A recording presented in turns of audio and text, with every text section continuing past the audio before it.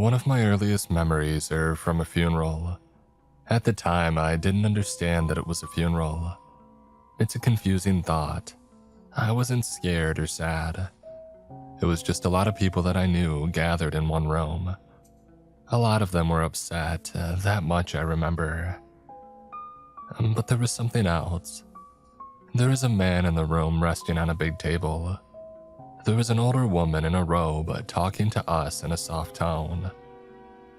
At some point, my mother picked me up and we walked to the man on the table. He was being wrapped in plastic. I cried and my mother rocked me in her arms. I didn't understand that the man was dead, but how could I? I had never seen anybody die. A couple of the older kids were given blow dryers to help shrink the plastic. My mother put me down while she helped turn the body to get the wrapping right.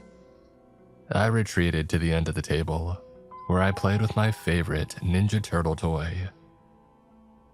When no one was looking, I pricked a hole in the plastic, just between the man's toes.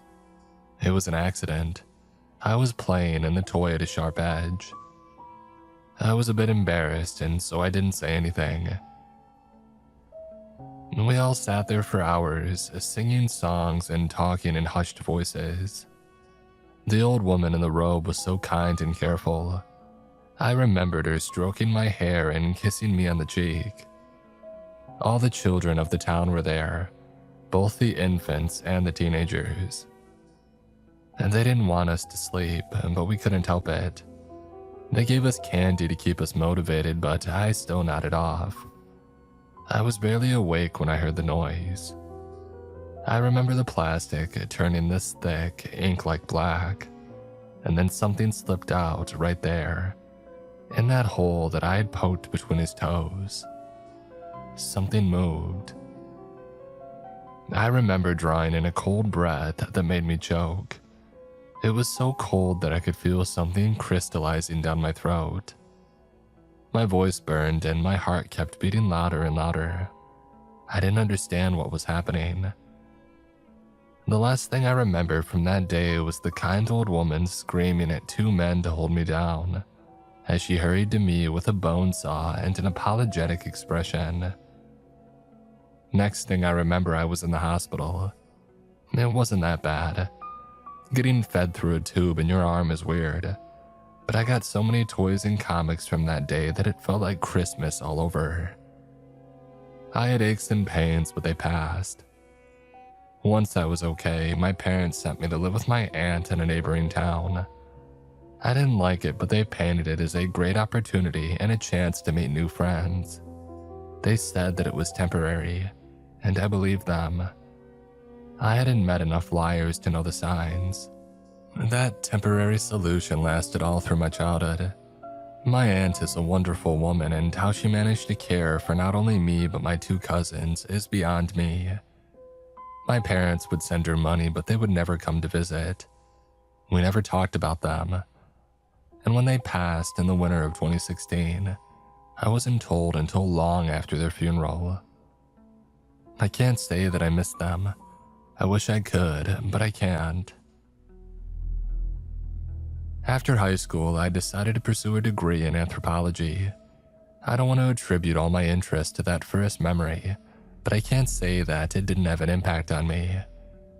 I had no idea why our burial ritual had been so strange compared to anything that I've read. We bury our dead in coffins in the ground or we cremate them. We don't shrink wrap them in front of an audience. For the longest time, I thought it was something that I made up. A bad dream brought on by a nasty fever.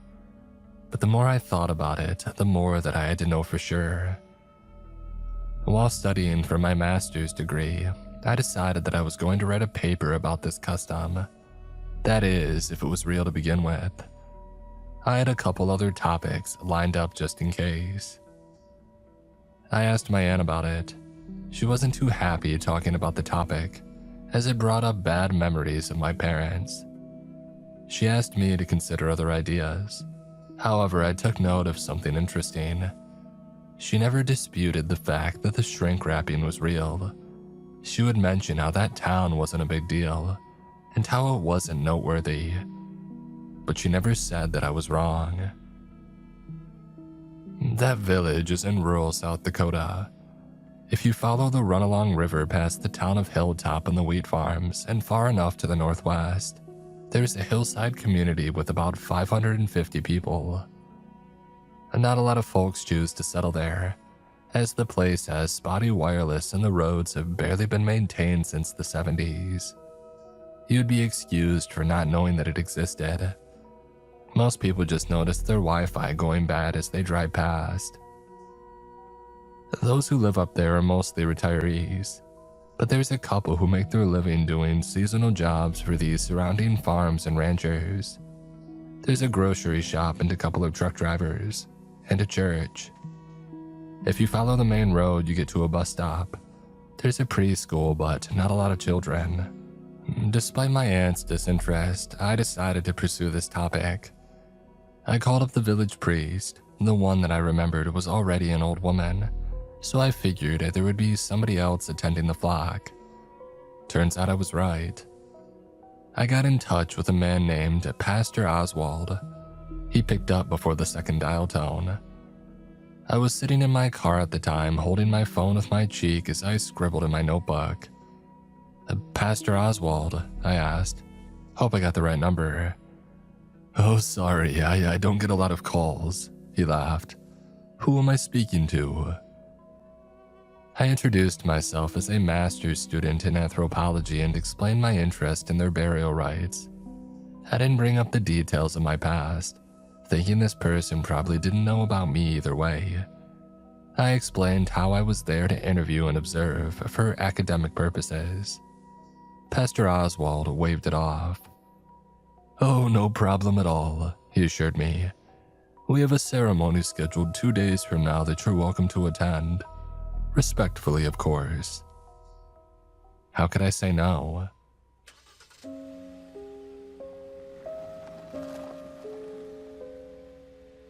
I drove out there on the day of the ceremony. I was told that it would be held later in the evening, so I had plenty of time to make myself reacquainted with the town. I took a detour off the highway and noticed that my internet connection was going spotty, so I knew that it wasn't far. There was something familiar about the smell. It's strange how well something that small sticks with us. Just from taking a deep breath, I could tell that I had been there before. Springtime never really changes. It was just that time of year when it's still uncomfortably cold, but the sun shines so brightly that it stings your eyes. Wear a warm jacket is too much, but leaving it at home is too little. That in-between space where nature stays by the door like a cat, meowing at you to open, but not knowing if it wants to leave.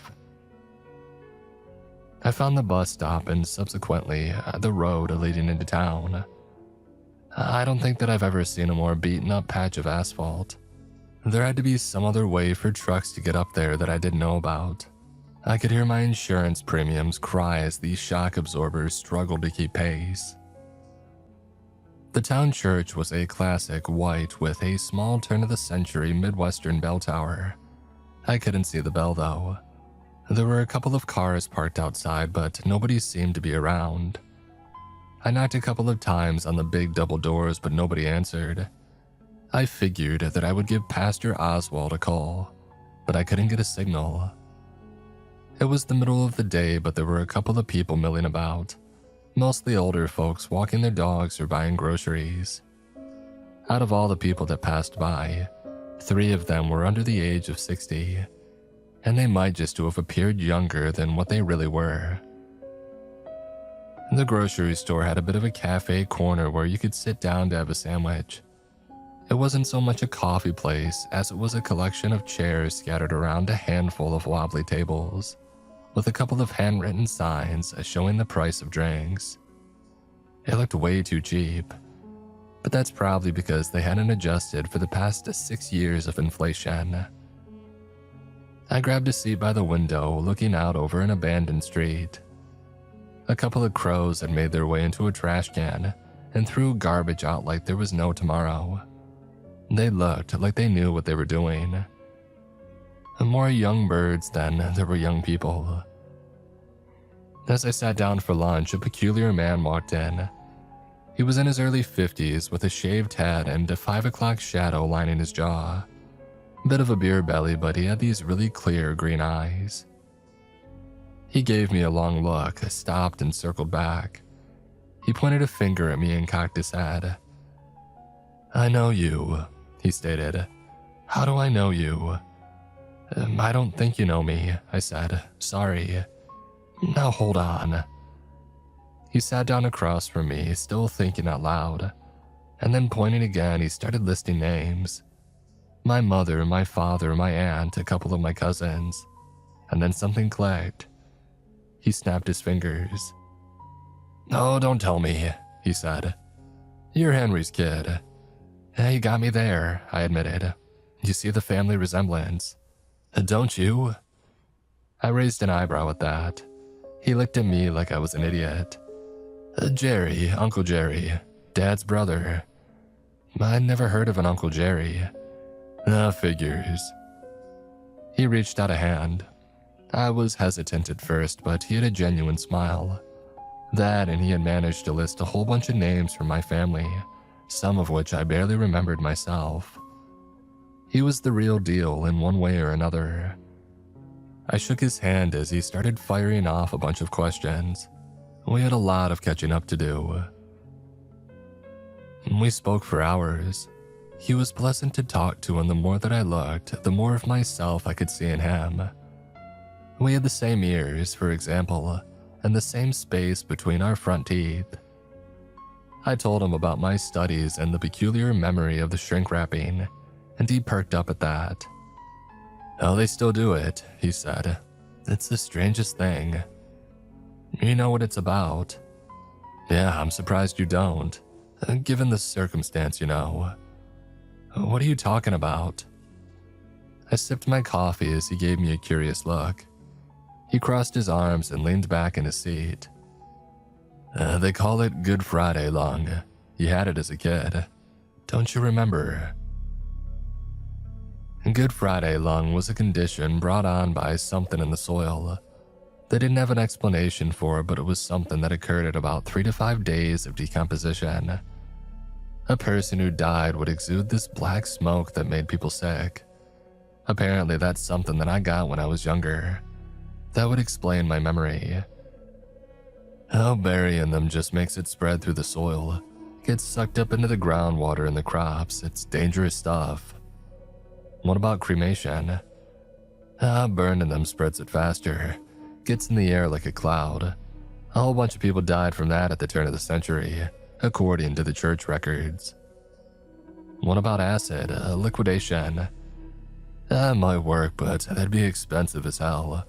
You can't just get industrial grade body burning acids at a moment's notice. So yeah, we shrink wrap. Simple. I gotta see it for myself. Well, you'll get to. Old Harlan passed a couple days ago. Sad to see the stuttering old fool go, but Jerry shrugged. That's life.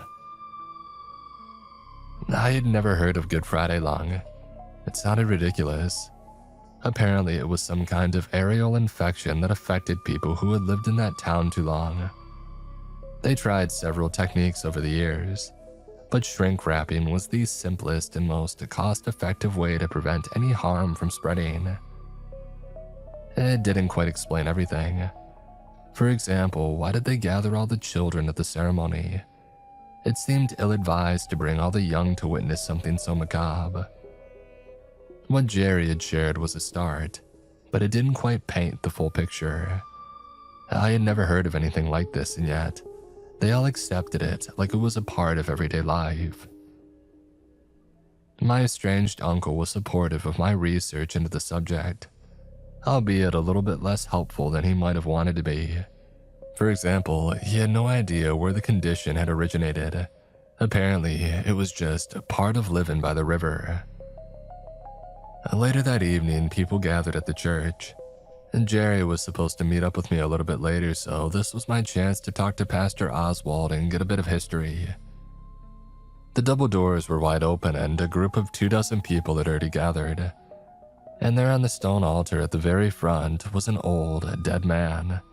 as naked as the day that he was born.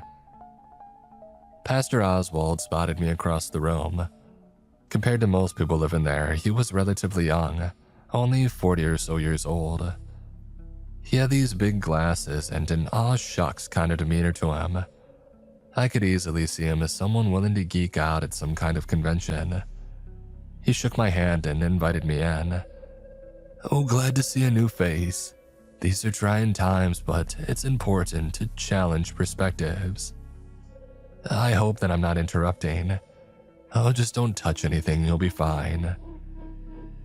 He showed me around the room and introduced me.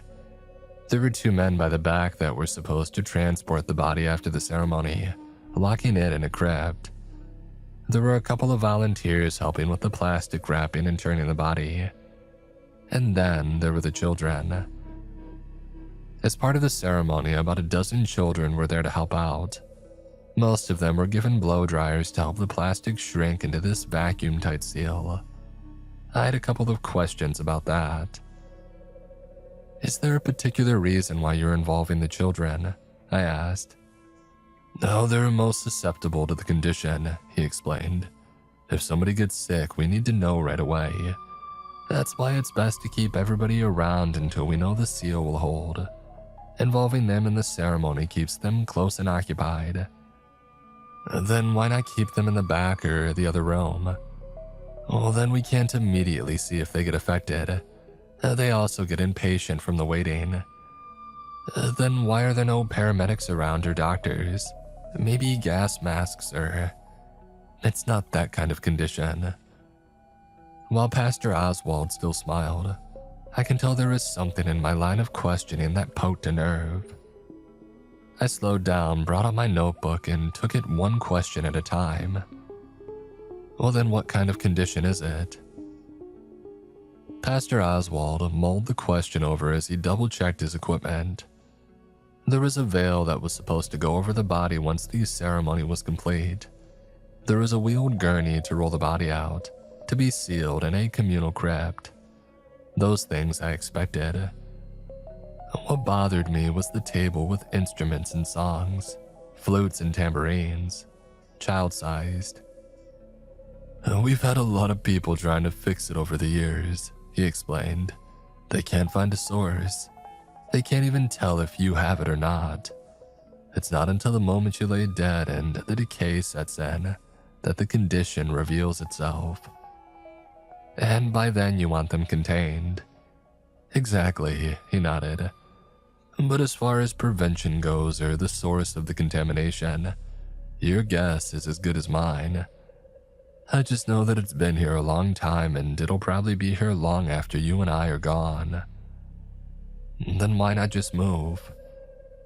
"Well, if you have it, you'll just be bringing it somewhere else. A lot of folks don't want to take that chance, so they've decided to stick around. But as you might have noticed, there's a lot less people living here than there used to be. So in a generation or two, who knows?" He handed me a small bowl full of wrapped chocolate mints. I took one and smiled as he hurried off to help an older man with a walker. The ceremony started at about 9 p.m.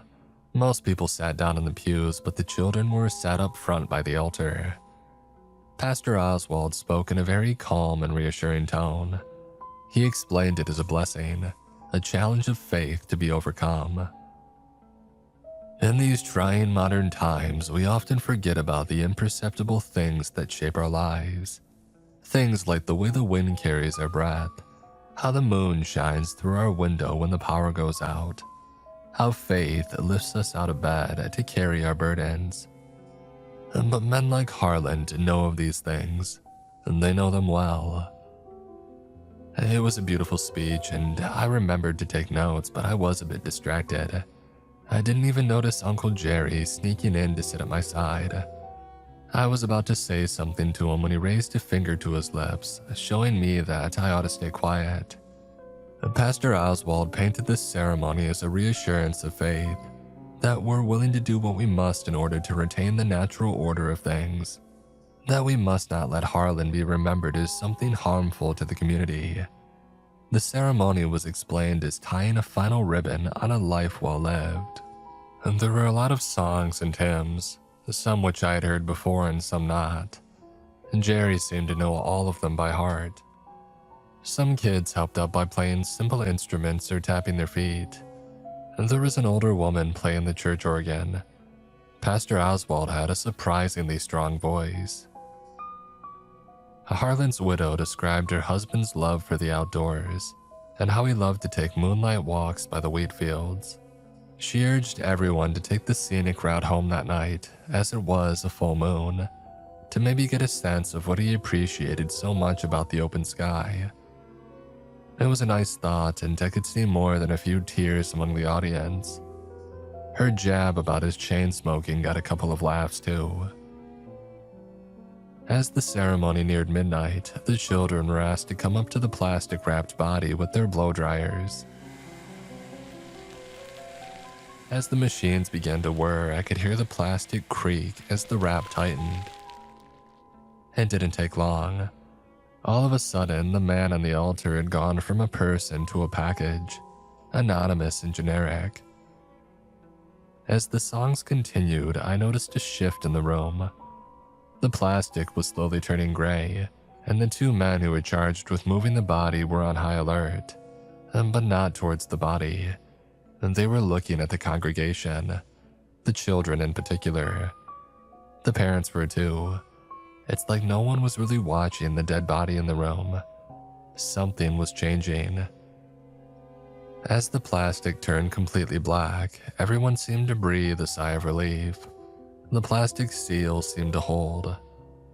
Pastor Oswald cheered, and the congregation cheered with him as they celebrated and gave thanks. The body was carefully moved to the wheeled gurney and covered in a thin veil. The two men wheeled the body out, and I got up to follow them. Pastor Oswald stopped me with a hand on my shoulder. "I'm sorry, but you can't come with them. It's a safety measure. Not even from a distance." He rolled his eyes a little and looked around the room. One of the kids was pulling on his sleeve, demanding his attention. "All right, from a distance," he agreed. "Just don't touch anything, you understand?" "I'll keep my distance." He mouthed a silent thank you as he diverted his attention to a young boy wanting to show off his tambourine skills. Most of the children were being taken home. The ritual was over. I followed the two men outside. There were no graves, only mausoleums. The men stopped as they realized that I was following, but I assured them that I would keep my distance. They nodded at that and continued rolling the body down the path. The wheels on the gurney struggled against the gravel. They were in the middle of a casual conversation not really related to anything. Perhaps this was a bit of a routine for them. Given the average age of those who lived there, that wouldn't surprise me. They were discussing one of them buying a new car from a less than reputable dealer, and the pros and cons of such an investment. Halfway down the line of mausoleums, they stopped. Turns out that they had messed up the number and taken a wrong turn. They had to backtrack and go around. It was a bit of a hassle, so before they did, they decided to go on a smoke break. As promised, I kept my distance as they left the body on the table. There was no wind and the gurney was steady, so there was no harm in it. I joined them in their discussion, trying not to impose. I asked a couple of practical questions about the ceremony and the history of their role. I made a couple of notes about how they were called ferrymen before they returned to their topic of second-hand cars. As they did, and my ears perked up, I was hearing something, but I couldn't put my finger on what. I looked around for Jerry, but he was still inside with the others. It was something else. Not a breeze rustling the leaves, not a single drop of rain. No smell coming from the dry old blue sunflowers resting by the mausoleum door. No, it was something much more mundane. A crow. The ferryman hadn't noticed it. It had landed on the edge of the gurney, thinking the plastic wrap held some kind of trash-like delicacy. These birds were hard-coded to tear through a wrapping to find the goodies inside, and it didn't take long to act on those impulses. By the time that the ferryman noticed it was too late, the crow poked its beak straight through the plastic as a black gas seeped out. It's hard to explain exactly what it looked like. It was a gas, but it moved like a liquid. But that's just the thing. It moved. Not just poured out, it moved with purpose. It swayed from side to side before dissolving into the ground. The ferryman freaked out as a confused crow took flight. Dang it, he got out. One of them sprinted for the church. The other hurried up to the gurney and brought out 3 sets of straps from underneath. He positioned them over the legs, chest, and head of the body in a trained routine. Seconds later, the body moved. It wasn't a conscious movement as much as a spasm. Some dying mechanism triggering at full power, causing the whole body to flex. If he hadn't tightened the straps, more of the plastic would have ripped. There was still some black inside. Using duct tape, he secured the hole the crow had poked. "Get inside," he screamed. "Get inside now." It was full panic inside the church. The children who hadn't left yet were being held to the floor by their parents. The other ferryman was sprinting to his car to get the others. Pastor Oswald held a walkie-talkie in his left hand and a bone saw in his right. I walked up to him, watching his demeanor change from calm and collected to borderline frantic. "What is the bone saw for?" I asked. He looked up at me, but he didn't answer. He kept his eyes trained on the children. "What is the bone saw for?" I repeated. He swallowed hard, regaining his composure. "His safety measures." Pastor Oswald got regular updates through his walkie-talkie. They were going house by house, checking out the children in town. What exactly they were checking for wasn't apparent. They were doing a sort of head count, listing off the family names of those cleared. The kids who were held down were being let up as suspicions faded. Things seemed to be okay for now. "Go check the wheat fields," Pastor Oswald demanded. Harlan liked the wheat fields. I noted it in my book and I looked for Uncle Jerry. He was off in the corner staying well out of everyone's way. I hurried up to him. I barely got the question out of my mouth before he answered it. "It's not just a lung disease. It's unnatural, defiant." "I don't understand." "Some things don't work as they're supposed to. One explanation fails to account for impossible things. Sometimes we just have to make do with what works." "Well, then explain it. Explain what you think happens." He looked at me and then back at the congregation. The tension was starting to subside. "Old Harlan didn't want to go yet, so he clawed his way back for one more go. He just needs to find someone willing to carry on for him. Like a possession." And Jerry looked around the room and gave me the tiniest nod. As the congregation's tolerance to outsiders waned, Pastor Oswald hurriedly asked me to leave. He wasn't harsh about it, but rather matter-of-factly. This was a time of crisis in his community and he couldn't take the time to be a good host. He insisted that I come back in a couple of days when things calmed down, and he'd be happy to explain exactly what happened. But for now, I had to leave. I got in my car, waved goodbye to Uncle Jerry, and I slowly made my way out of town. Not exactly the way I had expected the day to go, but I wasn't about to intrude. Not on a night like this. I carefully bumped my way down the crappy road leading out of town and took a left. My car kept complaining about the Wi-Fi connection. I followed the road, curling back and forth. There were no streetlights, but the moon was as large as ever. That, and I wasn't really expecting to see a lot of people on these roads. That is, until I noticed something up ahead. There was a car in the middle of the road. The motor was still running. I could see the exhaust. The driver's side door was wide open and covered in blood. I stayed in my car trying to get a signal on my phone. It didn't work. I shuffled my way out the door. I had to check if someone was injured. I made it sure it looked like somebody was injured, but there was no damage to the car. They hadn't hit anything. There was just a lot of open doors and blood, especially in the driver's seat. I called out to see if anyone was there, but nobody responded. The keys were still in the ignition.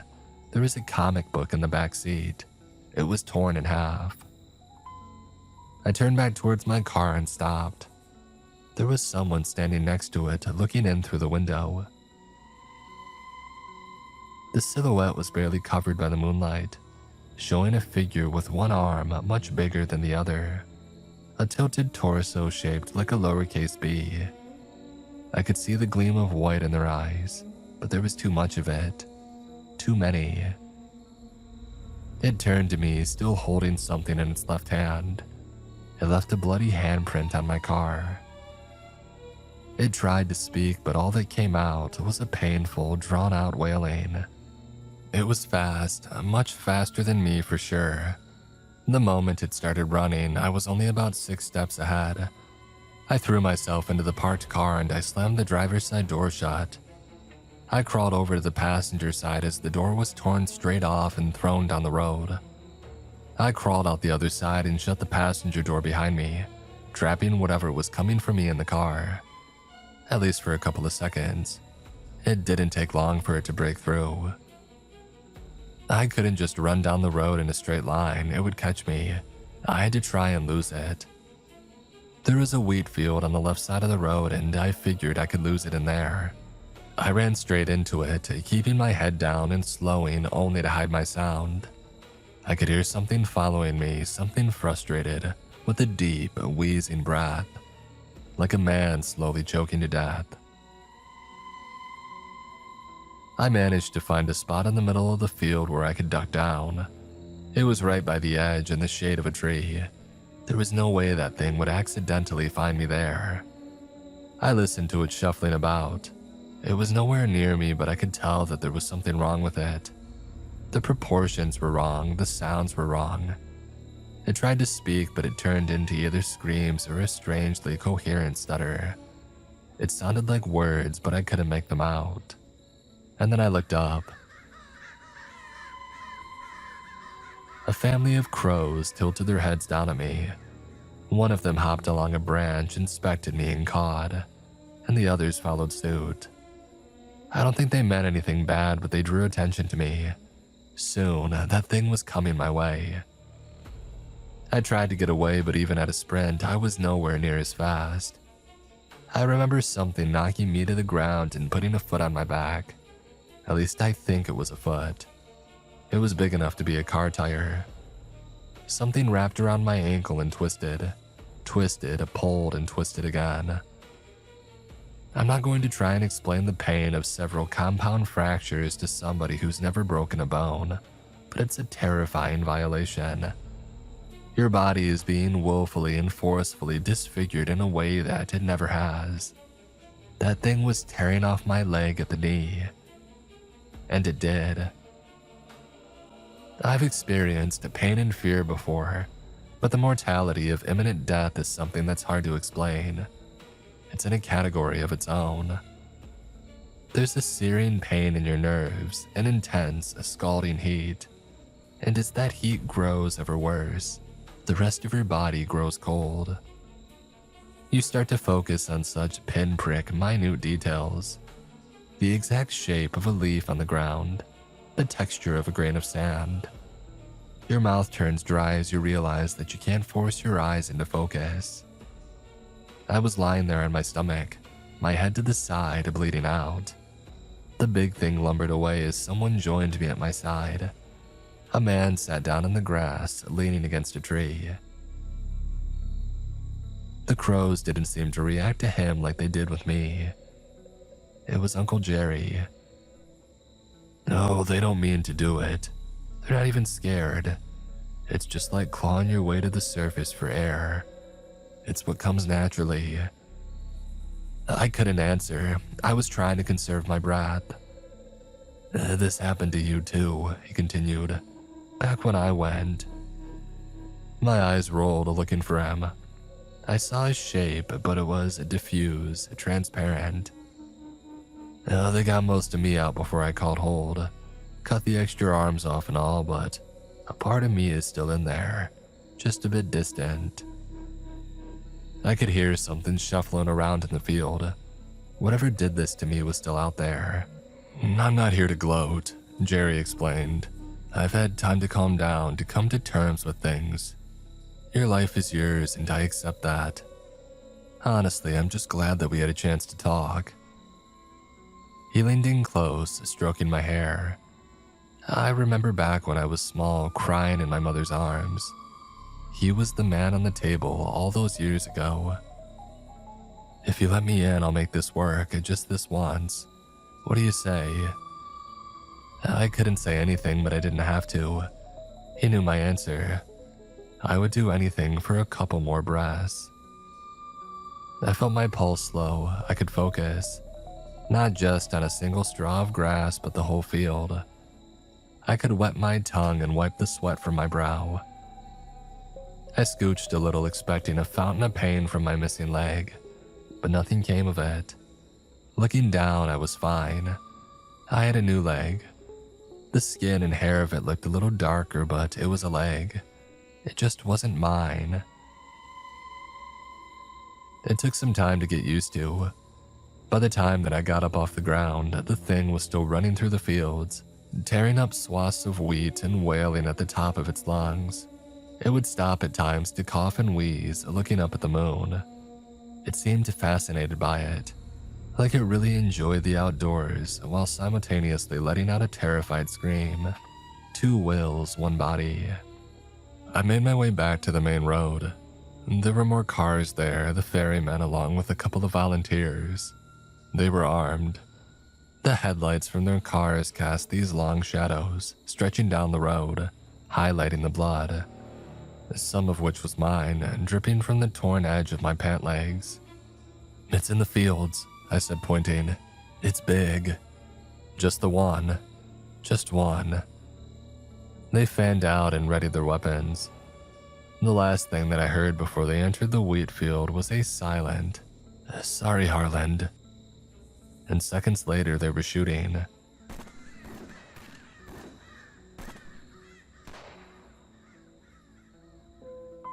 I sat down in my car, adjusting the seat to the new length of my leg. I heard the shooting, and then the shooting stopped.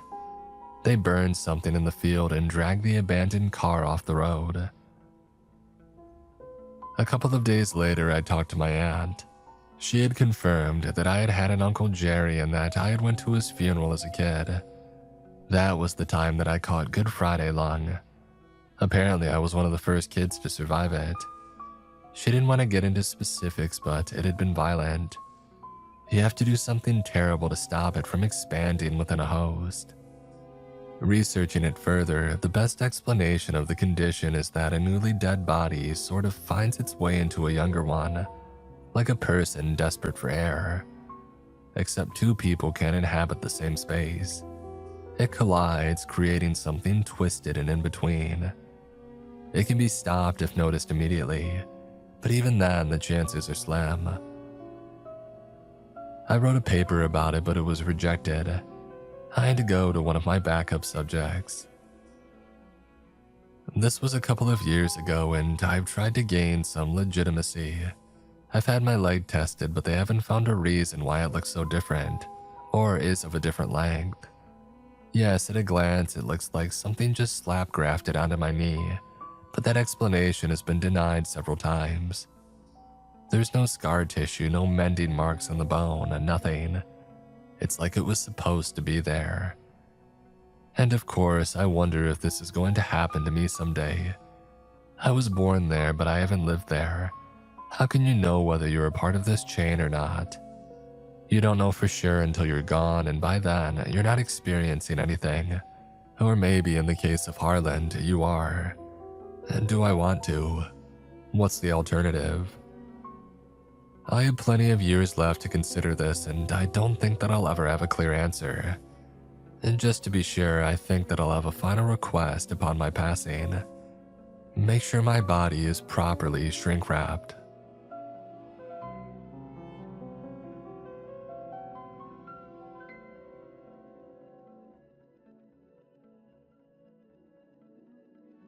This episode is sponsored by Rocket Money. So I'll be honest, I used to avoid looking at my finances altogether. Like I would swipe my card, hope for the best, and deal with it later. And later usually meant realizing that I was still paying for stuff that I completely forgot about. That's where Rocket Money came in. What I like is everything's just in one place. You can see all your subscriptions, your spending, and where your money is actually going.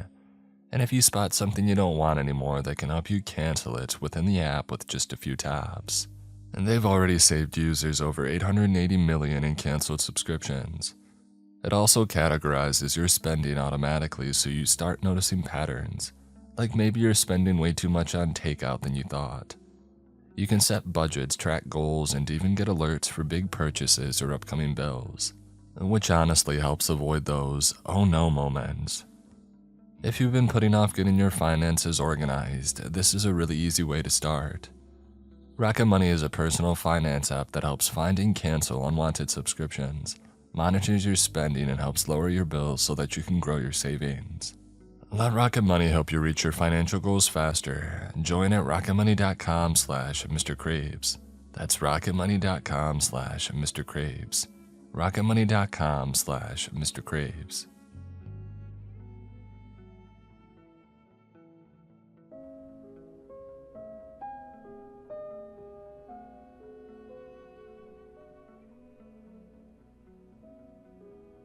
My brother got married in the UK. I thought that was going to be the main takeaway of the trip. Either that or the absurd red-eye flight that I had to take to keep the trip under budget. And neither of those things turned out to be that consequential. It was a nice wedding, sure, and yeah, the trip was a pain in the butt. But it was what happened in the bathroom after the flight that turned out to change my life the most. After finishing my business and washing my hands, I looked up at the wide airport bathroom mirror and saw nothing. I took a step back and blinked a couple of times.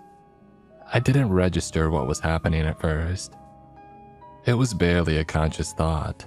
Something about my mirror image was off. As I twisted and turned, the image clicked. I couldn't see my own head. I inspected my neck. There was a flat patch of skin between my shoulders. I pulled down my t-shirt a bit and I felt something alien. My hand passed straight through my throat, or at least the space where my head ought to be. Turning left and right, I saw it in different angles. I figured it was some kind of digital trick screen. I closed my eyes and I felt around with my hand. My arm passed straight through my neck and face. Nothing but air. I closed my eyes for 10 seconds and I counted out loud. A stall opened a bit further down and a man stepped out. I think we had arrived in the same flight. Opening my eyes, I felt my heart skip a beat. The illusion was still there. No head. I turned to the man. "Excuse me," I said. "Is there something on my face?" He washed his hand and looked my way with a shrug. "Looks fine."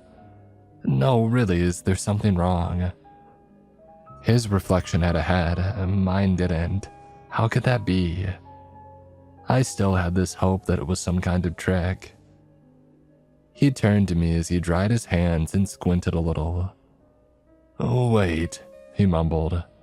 "How are you?" His eyes went wide. His pupils turned black. He stumbled backwards, almost tripping on his own feet. Leaning against the wall, he backed out of the bathroom, stammering all the way out the door. I took a couple of steps towards him and he broke into a full-on sprint. I followed and saw a dozen heads turn as this 50-something-year-old man threw his luggage away and beelined it for the exit, screaming at the top of his lungs.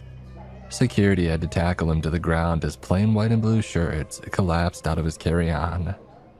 A couple of folks looked my way, but nobody reacted like he did. They didn't see it. Maybe they wouldn't unless I pointed it out, like I did to that man. Hell, those first few seconds, I hadn't noticed it myself. It's like I didn't want to see it. It's impossible to believe that your head is missing until you see it. And even then, how can you see it? What was I even seeing through? It didn't make any sense. I could see and blink, I could hear, I could turn my head. If I really concentrated, I could feel my hair touch the tip of my ears, but I couldn't see my head or touch it with my hands. I tried putting on headphones and they clattered to the bathroom floor. The necklace that I got from my mom slid right off the smooth patch of skin where my neck was supposed to be. And if I thought really hard about it, I could see through my own eyelids when I had imagined closing my eyes. I had a full-on breakdown in that bathroom. I was there for well over an hour. I tried throwing up in the trash can, but nothing happened. I just stood there making choking noises. I was breathing, my lungs were filling with air, I had a heartbeat. I was thinking, my head still worked. It just wasn't there. It was severed, missing, lost. I went outside to get an Uber. I was almost running, but I couldn't feel the rush of air. I had to get home. I couldn't get my phone to work, it just kept throwing errors. I hadn't even thought about that. I had Face ID. Looking at the screen, it showed the same empty neck that the bathroom mirror did. I couldn't unlock the thing. I ended up getting a cab. I don't remember what I said, but it must have been incomprehensible. The driver had to ask me to repeat myself 2 times. My hands were shaking so badly that it sounded like I was drumming on the car door. I could see it in the rearview mirror, or rather, I couldn't see it. Me, no head. The driver was chatting away. I think he noticed that I was having some sort of crisis and he tried to anchor me in the here and now. He talked out loud about whatever came to mind, maybe hoping that I would latch onto something. Problem was, I noticed that he was looking back in the rearview mirror. He was squinting, adjusting his vision as if taking a closer look. I thought about that man in the bathroom, and how he had reacted once he had realized that I was headless. He immediately panicked. I couldn't have my driver react like that at 55 miles per hour. I bent down, pretending to tie my shoes. My head should have bumped the back of the seat in front of me, but there was nothing there. I could move all the way to my neck stump. I felt the cool leather on my patch of neck skin. The driver turned back, looking straight ahead. I tried to act casual, but I was nearly pissing myself. I don't remember a word that he said. My mind was free-falling. There was immediate denial, of course. Maybe I was going insane, and that was a comforting thought. Maybe some kind of rare condition. There is face blindness, why not head blindness? But it didn't make sense, none of it. No matter my denial, I could physically touch the blank skin between my shoulders. I could scratch it, poke at it. If I pinched it, it stung. When I finally got home, I threw money at the driver and stumbled out of the car. I almost forgot my luggage. I dropped my keys on the gravel path leading up to the door and collapsed to my knees looking for them. I could barely think straight. I hurried inside, locked the door, and I ran into the bathroom. Still no head. This was my home and my mirror, and still nothing. I tried drinking a glass of water, but I ended up pouring it all over my clothes. I could feel my mouth, but it just wasn't there. I was so used to the sensation of having a head that I couldn't fathom not having it there. All my intuitive movements have always come from a place of fundamental understanding that no matter what, I'm a human, and I'm comprised of a certain set of parts. But now I couldn't make that distinction. I couldn't eat, I couldn't drink. I could wave my hands straight through where my eyes ought to be, and I didn't feel a thing. I stared at my hands for at least 30 minutes, trying to get them as close to my eyes as possible.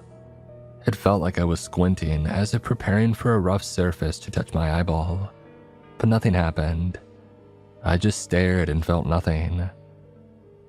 I was experiencing and viewing the world through an organ that was not there. To say that I was freaking out would be an understatement. I was having a full-blown panic attack, the first one that I've ever had. I felt like my heart was trying to choke itself to death. I ended up lying on the floor, writhing around, trying to find an angle where I could feel my head. I prayed that it would bump against a chair or scratch against the floor. Something, anything. I remember lying there and crying for hours. I could feel the tears on my cheek, but I couldn't wipe them off. Maybe they weren't really there. If I thought about it hard enough, I could imagine that they weren't. After a while, I just lay there on my back staring at the ceiling. I was completely still, but I thought about my eyes. I was viewing the world from a place where they ought to be, but they weren't. And if I concentrated hard enough, I could change that point of origin. It's like I could imagine my eyes being further from my body than they ought to be. If I had to describe the sensation, it was like an out-of-body experience. Like I was one flick of the imagination from turning my vision back at myself, seeing what I'd become. I don't know when I fell asleep, but at some point I did. I woke up a couple of hours later in a haze. I could feel something in my jaw, chewing. It's like a distant part of me was eating and drinking. I could feel my stomach growing full. I was awake, but it felt like a dream, like something else was doing it to me, through me. If I closed my would-be eyes, I could almost feel the taste. A hot dog, stale bread, ketchup, a lukewarm soda, maybe a cola. My stomach grumbled. It's like my body was rejecting it, like it wasn't sure that I was really eating or not, causing my stomach acid to perk up. A kind of Schrodinger's meal. I wasn't even sure if it was there or not, and there was no way for me to check. The sensation kept me up. My pulse refused to settle. I was lost inside my thoughts for about a day. I was trying to figure out some kind of logical explanation, but I couldn't come up with anything. I was able to do things that I wasn't supposed to. If I concentrated hard enough, I could make my vision drift. I could look around corners without moving my body. And the ultimate test, seeing through a door. It was hard. There was something inside your mind that stops you from trying the impossible. It's like when you force your eyes open underwater for the first time. It stings and burns and it aches, but you get past it. This felt the same way. I stood still and I forced my vision through, imagining my eyes on the other side of the door. After a couple of minutes, the darkness subsided, and I could see my living room from the kitchen through a closed door. Still, the moment I lost my focus, it all snapped back into place. I was so used to having my eyes right above my neck that my mind couldn't help but to default to that space. Maybe that's why I could see it all. Just like people ignored my lost head, maybe my body was experiencing a similar rejection and constructing an experience where there ought to be one. I took a couple of sick days and I closed myself off to the world. I went outside a couple of times to get some groceries and a new phone. I forgot that I couldn't eat. I tried to not pay attention to myself, but I couldn't help it. At some point, I saw a guy on the other side of the street looking my way. Maybe an acquaintance of mine or somebody who thought I was someone else. Either way, he looked a little too close, and the reaction was the same as I had seen before. Complete and immediate panic. He ran straight into oncoming traffic, trying to get away from me. Thank God the drivers were quick on the brakes. I had to do something. I was becoming a liability. I got one of those cheap styrofoam model heads from a local Goodwill and I dressed it in a wig. I added a face mask, a big pair of sunglasses, and I put on a black hoodie. It took some time to get used to the balance and I had to adjust my vision with about an inch to get past the sunglasses, but it was frightening just how easy it came to me. It's like my senses were becoming more malleable. All the while, I kept getting the sensation of being full. Something was eating and it was going straight into me. At times, I would get hiccups as something cold rolled down my gullet. Some part of me was drinking. Coming back home, I tried to put together all that I had learned. I still had a head in some capacity, it just wasn't there. That meant that it had to be somewhere else. It was still eating and drinking, meaning that someone or something was using it in my stead, or at the very least, sustaining it. Not a comforting thought. People weren't expecting to see someone without a head. It was something so unreal and outlandish that their minds rejected it. All I had to do was make them look a little closer and they would just break. With my fake styrofoam hat along with some duct tape, I could pass for a normal person for a bit, at least long enough for people not to panic. Something abnormal had happened to me, and I noticed it for the first time in the airport bathroom. That meant that whatever happened to me must have taken place prior to that moment. And since nobody was screaming in fear at my brother's wedding, I had a window somewhere between saying goodbye and looking in the bathroom mirror. But what happened? Where? I decided that I couldn't do this alone. I needed some kind of anchor, so I called on a friend of mine, Eric. We met through work, but that was about 2 jobs ago. We kept in touch and hung out on the weekends mostly, but we had had our moments. He was a good guy, could be a bit of a geek at times, but as honest as they come. It felt weird to call him. I couldn't pinpoint where my ear was, so I ended up talking to him on speakerphone. It took 4 rings for him to pick up. Figures, it looked like an unknown number.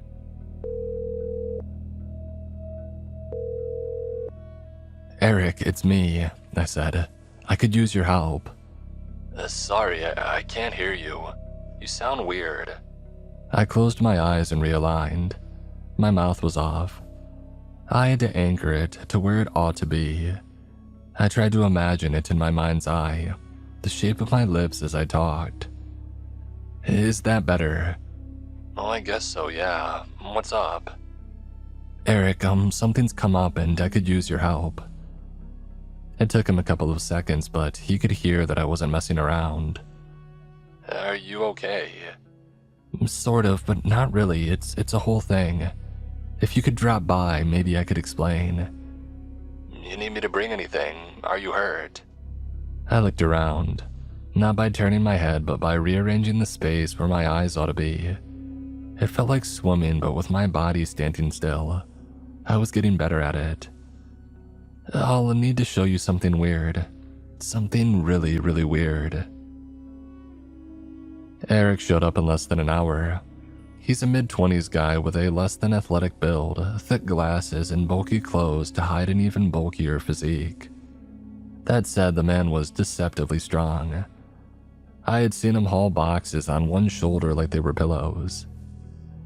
I invited him in and figured I would try and get him acclimated to my reality. Maybe I could get him past the initial panic. I asked him to put away his cell phone, glasses, and anything brittle. I was wearing my styrofoam hat and he didn't seem to notice. Maybe the mind just kind of fills in the blanks. I was improvising to the best of my ability, and Eric wasn't sure what to make of it. I was looking for something akin to rope, hoping that maybe I could tie him up. Something to force him to stay when the panic set in. "What exactly are you doing?" he asked. "You're gonna want to leave when you see this. It's like a gut reaction and I'm looking for something to get you to stay." "Why would I leave? What is it?" "You wouldn't believe me if I told you." That wasn't entirely true. My instinct was to shake my head, but I ended up shrugging. I finished my thought. "I mean, you would believe me, but that's sort of the problem." It took some convincing, but we decided to go to his car. It was a controlled environment that made him feel a bit at ease. He handed me the keys but stayed in the driver's seat. I was allowed to lock the doors and then slowly I explained. "Something's happened to me and I want you to know that this is not a hoax. Not a trick, not a prank. This is real. Okay, well, you tell me what it is. I'll show you. I took off the strips of duct tape, folded the hoodie back, and removed the styrofoam hat. I put it on my lap and turned to him. For a moment, nothing happened. He looked at the head and then back at me. He reached out and touched the wig, making sure that it was, well, a wig. And then he stared at me. His eyes crept downward toward the base of my neck. A bead of sweat formed on his forehead, and his breath grew shorter. Without looking away, his hand fumbled for the door handle. This is normal. This always happens. Try to stay calm. Eric couldn't speak. He kept making this coughing noise. He went from reaching for the door handle to smacking his hand against the window. On a whim, I grabbed his hand and placed it firmly on the base of my neck. His fingertips were cold. It's real. It's really real. He shrieked. I've never heard a human make a sound like that before, and I couldn't believe that it was coming from a friend of mine. He smacked the window so hard that a crack formed and a spurt of blood shot out of his arm. I kept his hand on my neck and he scrambled to get away. After a couple of seconds, he managed to unlock the door. He rolled backwards, doubled over, and puked right there on the driveway. I think he was going through every stage of emotion at once. There was crying, screaming, a bit of laughter, and all the while these random words. No, you can't just... How are you? I got out, still holding the fake head like a Stone Age warrior carrying a trophy. Eric was crawling to get away, but he was getting slower. After a minute or so, he was out cold, fully and completely unconscious. I had to drag him inside. He woke up about 20 minutes later. I was the first thing that he saw. His face twisted and turned, not wanting to look at me. He closed his eyes, muttering and repeated, No, no, no. I'm sorry, Eric. Please look at me, I need your help. I can't, you're not real, it's not real.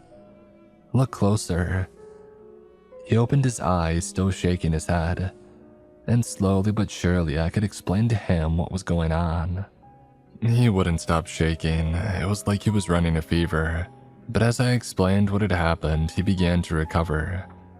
After a while, he could sit straight up. He could ask questions.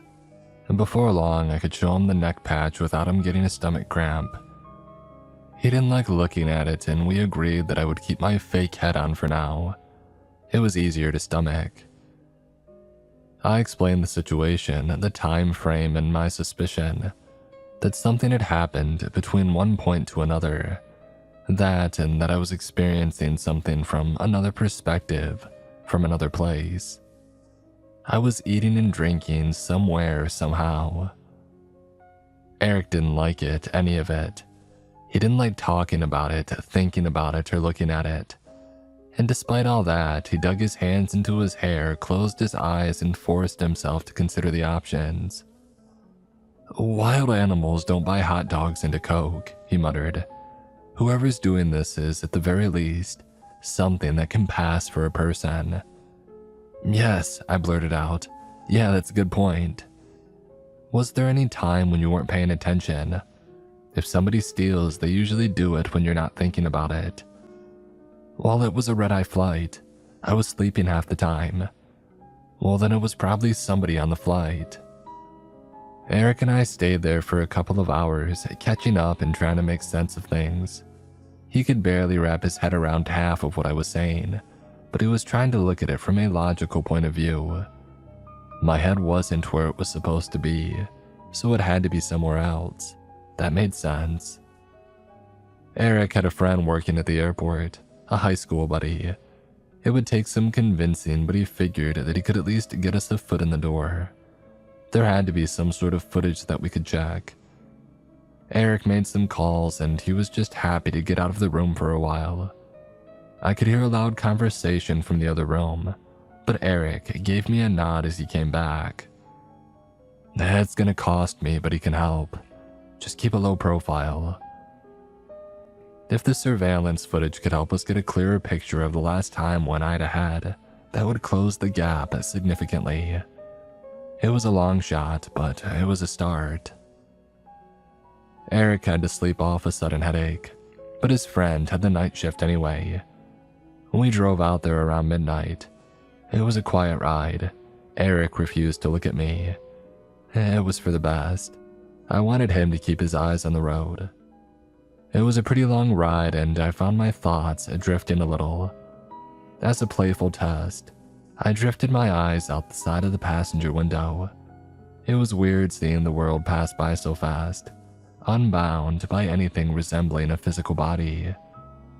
I imagine that's what being a ghost would feel like. We got to the airport, parked, and waited for his friend to come meet us. The guy was about 6'3" and built like a barrel.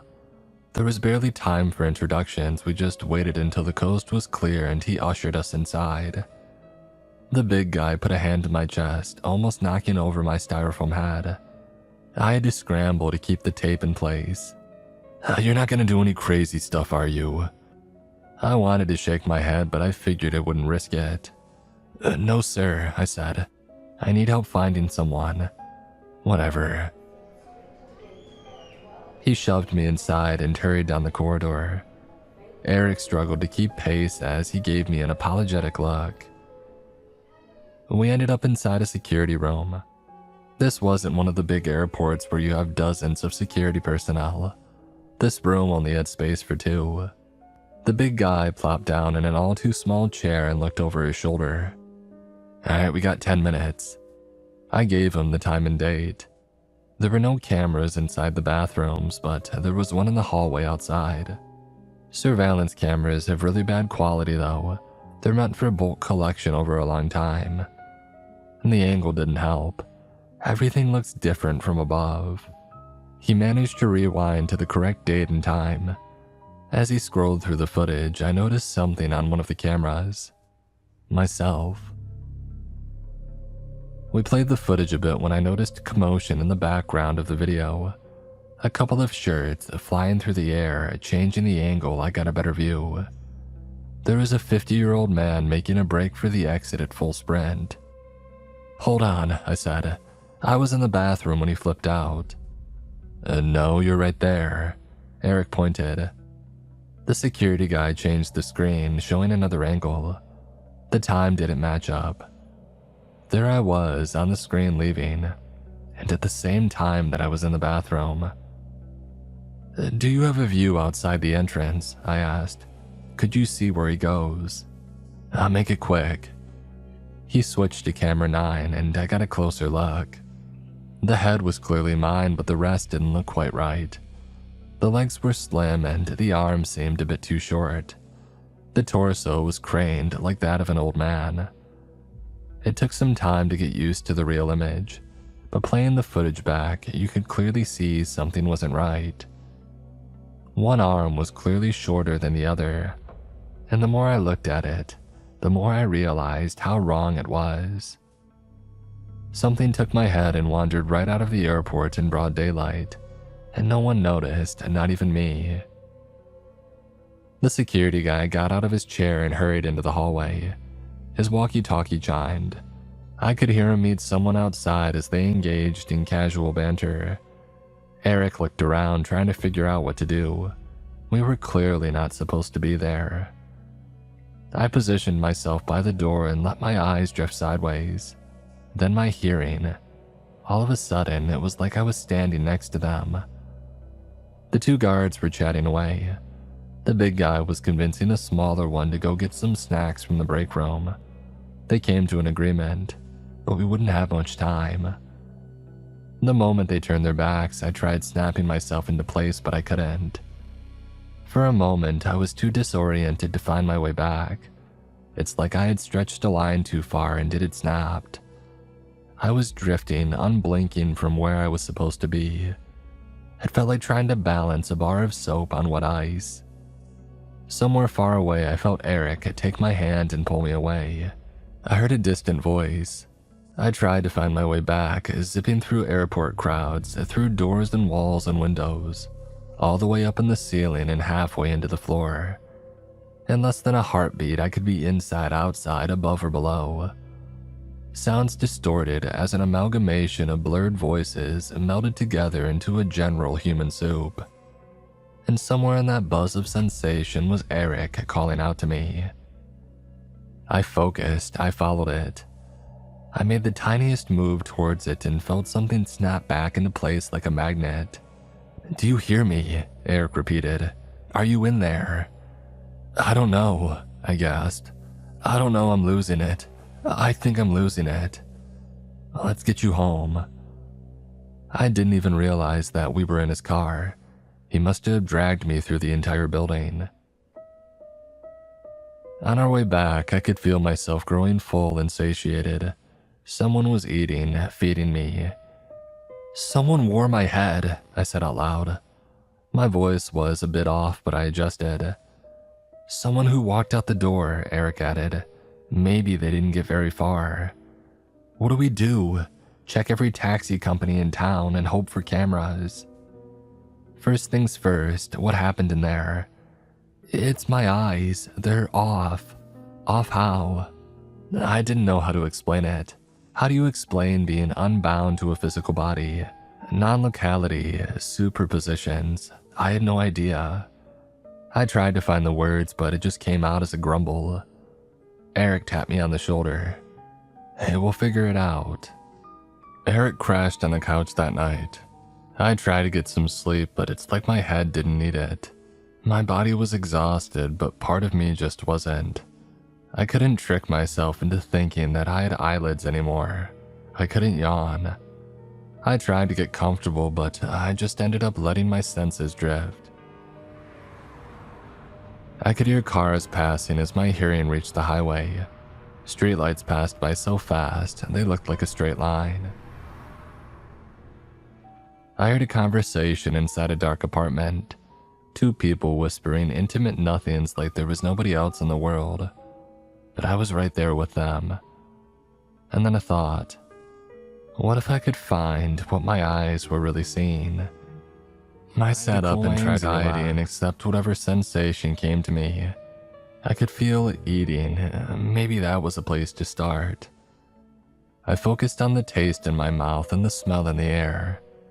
Tobacco. I closed my imagined eyes and looked for something real. Something that ached and stung. Some place where I could blink. An image. A laughing woman. Blue neon lights with a sunflower motif surrounded by a stylized cartoon hippo.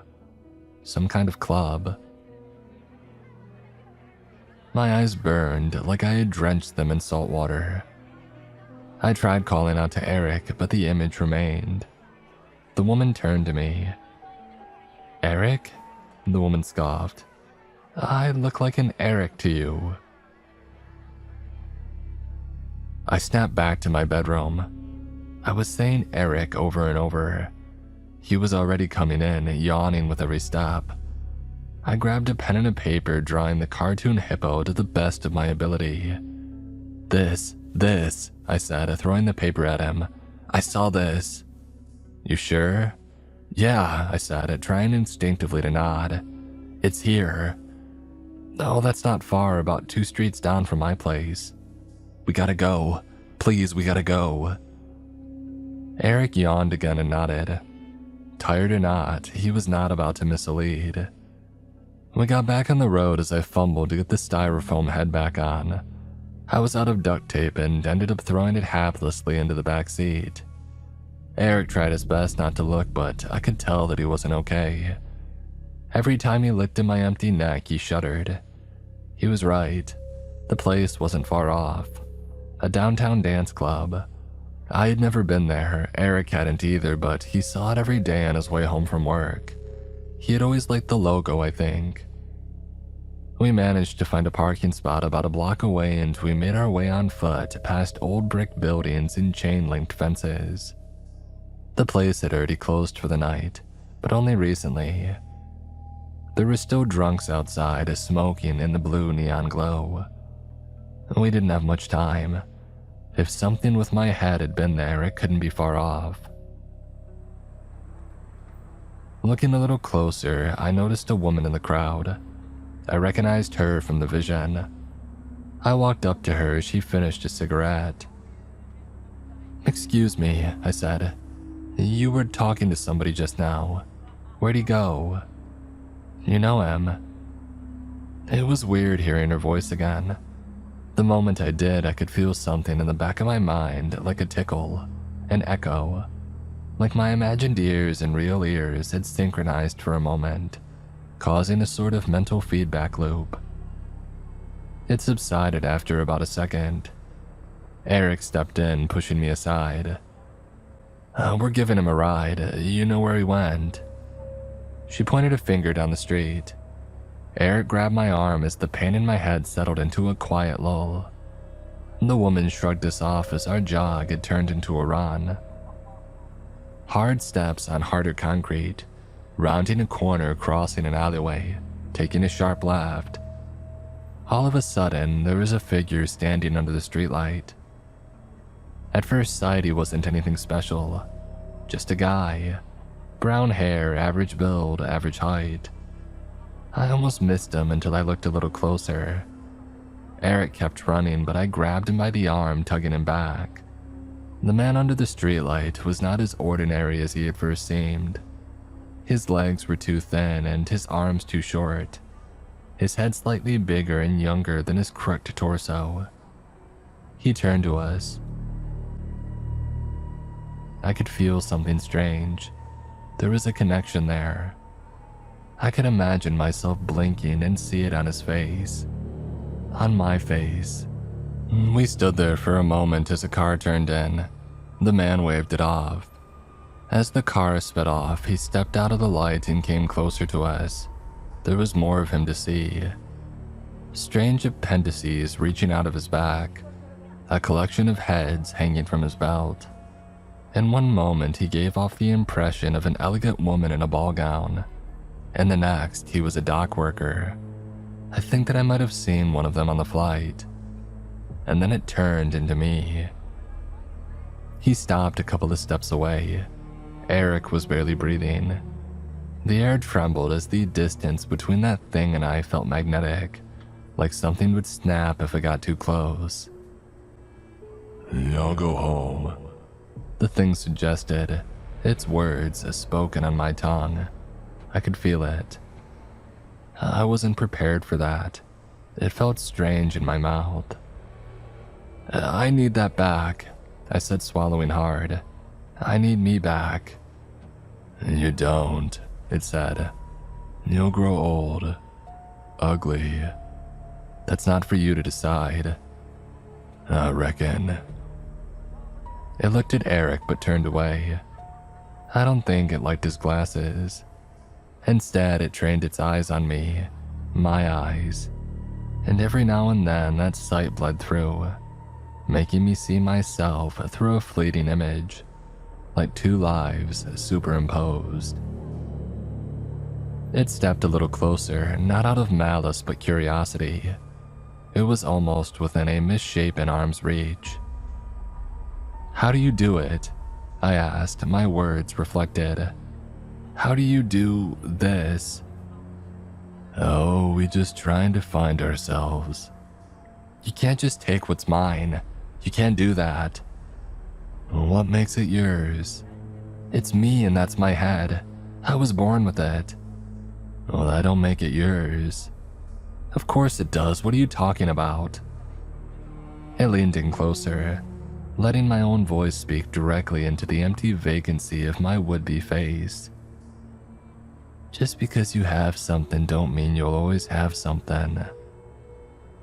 It pushed me away and started walking. Eric snapped out of his fear and hurried to stop it, only to get thrown 8 feet straight across the road, rolling into a wall. There was no way that I could stop this thing. I figured I would try something else. I closed my eyes as hard as I could. I let that flow in the air grab a hold of me, forcing the eyes of my head shut. I heard a snap of bone as something fell over, but no squelch of pain. Instead, there was a sudden tug. There was a strange crunch as something changed. The voice, it was different. "Fine," it said. "Let's see what you do with it." I felt the breeze on my face as my head was casually thrown to the pavement. With nothing to catch me, I suffered a severe and immediate concussion along with a broken nose. The last thing that I remember from that night was looking up. My eyes crossed, seeing something large lumbering down the street. It was shifting from one head to another, trying to find just the right one. It took some time to get used to having my head back. It snapped onto my shoulders like it never left. The concussion didn't help. The broken nose kept me up for weeks. Eric was mostly fine, just a sprained shoulder. I thought that I would have to pay him back, but it's like most of what happened has completely slipped his mind. He seems to be forgetting it. Maybe there's some kind of inherent mechanism inside all that forces us to not acknowledge when the world works in ways that it shouldn't. That said though, I paid him back plenty. He's a good guy. I've wondered what part of those days was real and what wasn't. Could I really look through doors? Did I see something wearing my hat? It doesn't feel real, it can't be. And still, I know that it is. There's almost a fog that drifts in when you accept that your senses and memories are fallible. You want them to lie to make things soft. I'm writing this down to remember. If I don't, there's no telling what might happen in the future. If that thing decides that I'm worth the bother, I don't know what I could do to stop it. If I try to remember, I could be ready. And even if I'm not, I think I need to consider that the world doesn't always function by the rules that I'm comfortable with. There's more to life than rules. If I consider that and accept it, I can look myself in the mirror and feel something happening. And for a moment, there's a drift, just half an inch, maybe less, where my vision moves from the reality of my eyes, and I know that if it just goes a little bit further, something will break forever. But maybe that's what's supposed to happen.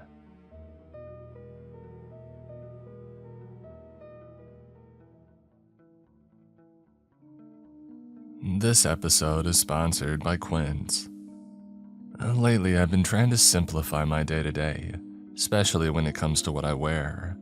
I don't want to overthink outfits, I just want stuff that feels comfortable but still looks put together. And that's honestly why I've been liking Quince. Quince makes it really easy to refresh your everyday wardrobe with pieces that feel as good as they look. They use premium materials like 100% European linen, organic cotton, and really soft denim, but without the crazy price tags. And one thing that really stood out to me was their denim. It has that structured feel that you want, but it's still super comfortable. And when I saw the price, I actually had to double check it, because it didn't match what I had expected for that quality. They've got lightweight linen pants, tops, stuff that you can just throw on and wear all day. And a lot of their pieces start around $30, which is kind of wild considering everything is priced 50 to 80% less than similar brands. They work directly with ethical factories and cut out the middleman, so you're just paying for the quality itself. If you want to upgrade your wardrobe without overcomplicating it, this is a really easy place to start. Refresh your everyday with luxury that you'll actually use. Head to quince.com/MrCreeps for free shipping on your order and 365-day returns. Now available in Canada too. That's QUINCE.com/MrCreeps for free shipping and 365-day returns. Quince.com/MrCreeps.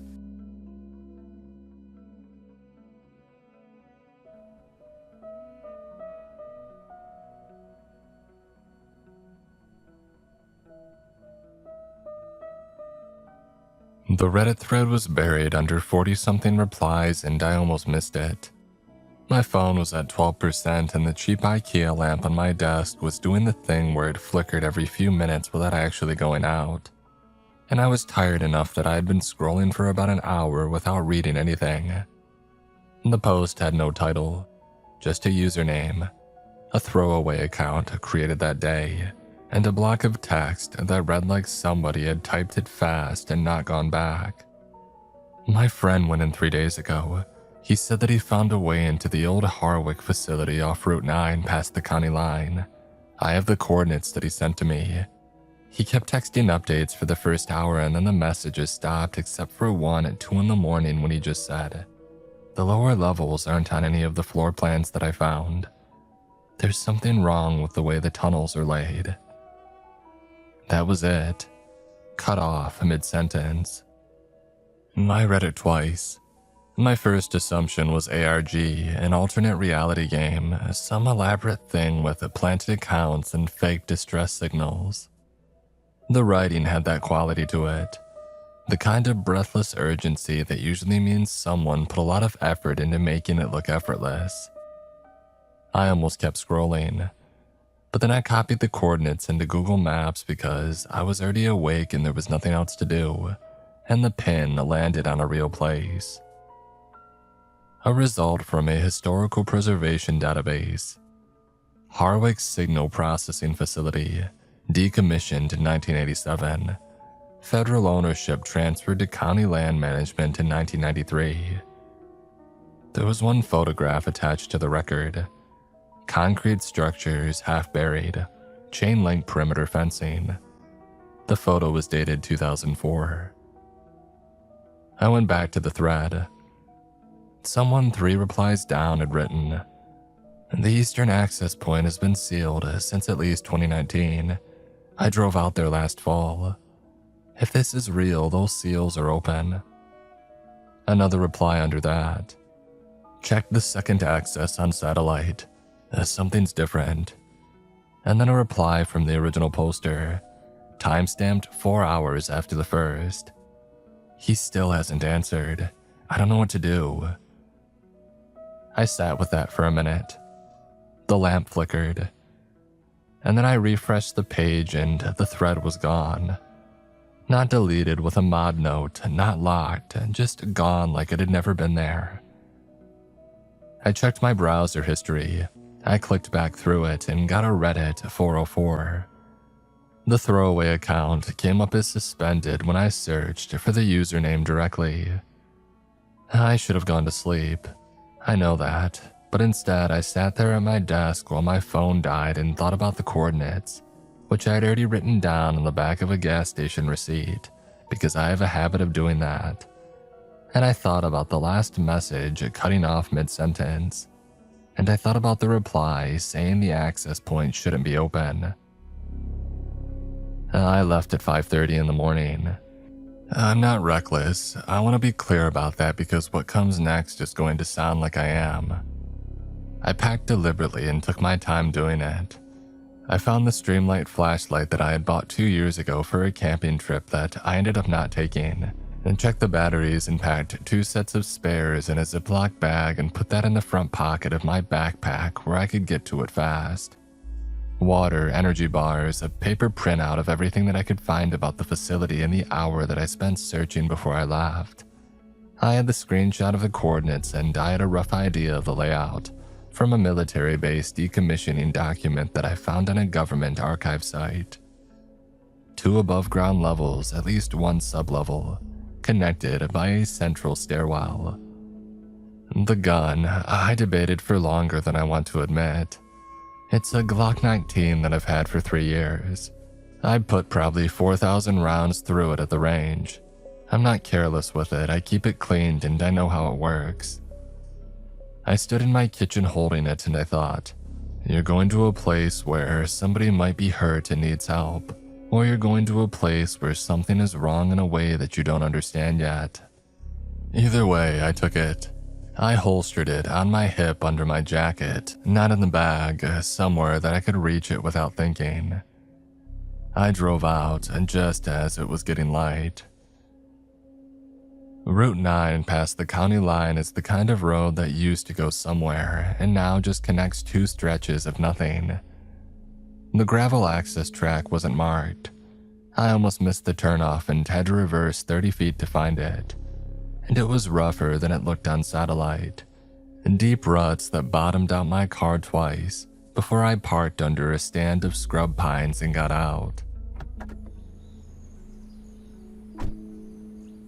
The air smelled like damp soil and something faintly metallic underneath, though I wasn't sure yet if that was the facility or just the morning.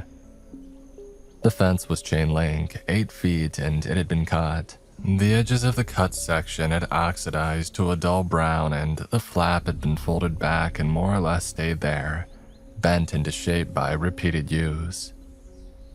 I went through it crouching, my backpack catching once on a wire, and I came out on the other side into a lot that had been paved at some point and wasn't anymore. The asphalt buckled and split by decades of frost and root growth. There were 4 concrete structures visible from where I stood. 2 looked like equipment housings, low and lidded, the kind of thing you would see at a water treatment plant. One was bigger, maybe 20 by 40 feet, with narrow rectangular windows that had been bricked in.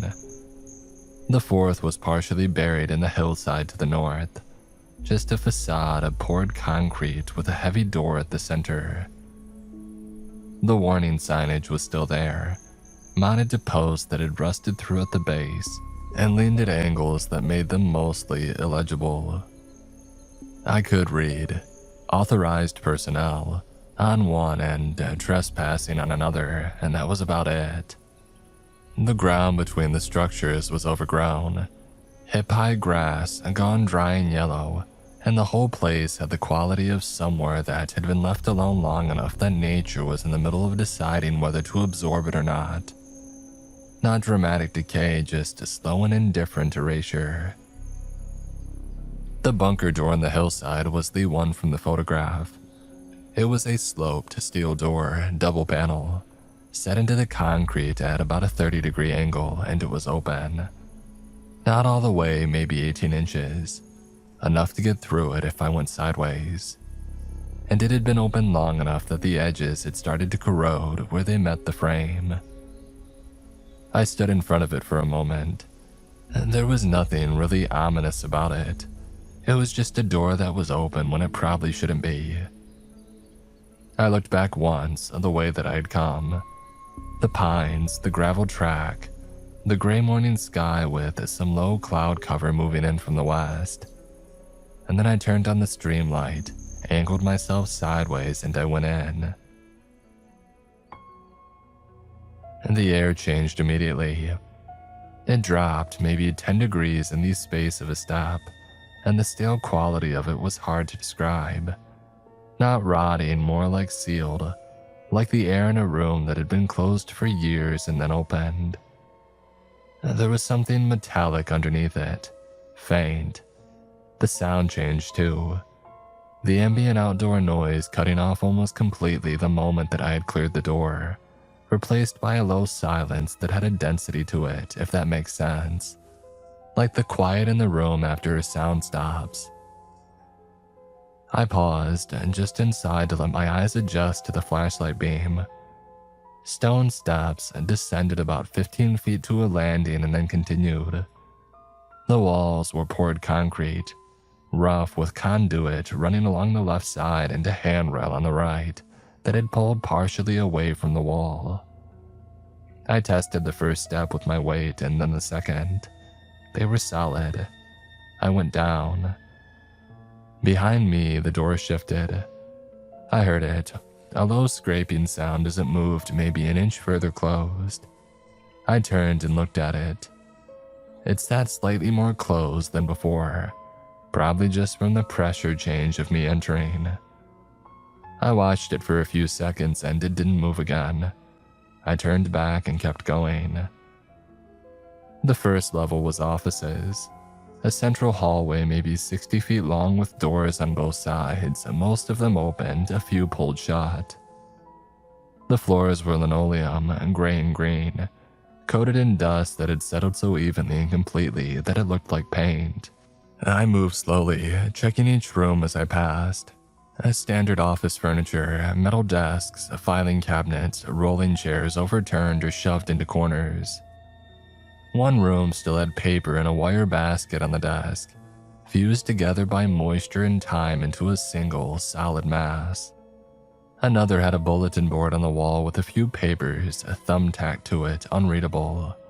The dust on everything was undisturbed, perfectly, uniformly undisturbed. And that layer of settled time that tells you nobody has been in a room for a very long while. I was taking inventory in a way, I think, cataloging the ordinary to reassure myself. This is just a building. This is just a place where people used to work. The second level was accessed through a stairwell at the end of the hall, and it was different in the way that institutional spaces are different from each other. Same materials, different function. Barracks mostly. A long room with bed frames lined up, mattresses either gone or rotted through, personal storage lockers along one wall. Some of the lockers were open and some were closed. One had a boot inside it, a single combat boot. The leather gone stiff and the laces snapped. On the floor near the far end of the room there was a playing card face down in the dust. I didn't pick it up. Another room off the barracks had shelving units, half of them collapsed, and wooden crates that had broken apart under their own weight over the years. Standard stores, most of it unidentifiable now. I found a sign mounted above a doorway that read, "Lower Complex Access, Authorized Personnel Only, Level 3 Clearance Required." The door beneath it was locked, and the elevator shaft was around the corner from it. The doors closed, and when I tried them, firmly sealed. I could get my fingers in the gap, but nothing moved. But there was a stairwell door next to the elevator, and that one opened. I stood in the doorway and I pointed the flashlight down. The stairs continued in a single straight run, no switchback, descending maybe 30 feet to where the beam ran out of reach. The air coming up from below was heavier, not colder exactly, but heavier, like a column of air had more weight to it. I held my hand near the gap and I felt a faint movement, not a draft exactly, more like pressure equalizing slowly. I had the handgun ready and I started down. The stairwell was narrower than the ones above. My shoulders were close to both walls simultaneously, and the ceiling dropped a foot or so partway down, which I noticed by almost hitting my head. The sound of my footsteps was close and echoless, absorbed by the concrete rather than bouncing back, which was disorienting in a low-grade way I noticed without being able to fully articulate. About 2/3 of the way down I slowed. The dust pattern was wrong. On the levels above, the dust was even. Years of settled accumulation, flat and uniform. Here it was different. The center of each step had less buildup, and along the edges where the step met the wall there were smudge marks, irregular like something had brushed against the wall repeatedly in the same spots. My mind translated it slowly. Foot traffic. Recent enough that the dust hadn't resettled. Recent enough to matter anyway. I stopped on the landing and crouched to look more carefully. A footprint, partial, in the thin layer of dust on the landing floor. Boot tread, heel, and a partial midfoot. The toe end obscured by a scuff mark. I didn't recognize the pattern as matching my own boot, and I hadn't come this far yet anyway. The thought that I had was direct and not complicated. Somebody came down here recently and this place hasn't been abandoned the way that I thought it was. I held the information and stood there in the silence and listened to it more carefully than I had been. I kept going down. The corridor at the bottom was long, longer than anything on the levels above, and it ran straight into the edge of my flashlight beam, which in this space felt like a shorter distance than it actually was. The ceiling was lower here, maybe 7 feet, and the conduit along the walls was heavier gauge and more of it, bundled in places and running in several directions. Institutional green paint on the walls, chipped and damp in places where moisture had found a way in. The dust on the floor here was disturbed in a path down the center of the corridor. Not footprints exactly, more like a general displacement. as though something had moved repeatedly through the space and the dust had been pushed aside and not resettled. I kept to the edge of the corridor, both to avoid stepping in the disturbance and out of an instinct that I didn't fully examine. The wall scraping marks started about 30 feet in. They were at shoulder height or roughly shoulder height, irregular, some shallow, some cut deeper into the paint and the concrete beneath, horizontal in orientation but not consistent, not like a pipe had been dragged along the wall, more like something with multiple contact points had moved against it. I touched one with 2 fingers. The edges were dry and had collected a thin layer of fine dust, which told me they weren't made this morning but didn't tell me much else. 20 feet further, the path on the floor widened and changed character. 2 tracks now, parallel with heavier displacement. Drag marks. Something heavy had been moved through here, repeatedly or once in a way that required a significant force. I crouched down and moved the flashlight beam slowly along the floor, and the shape of it was clear. 2 channels, maybe 2 feet apart, continuous.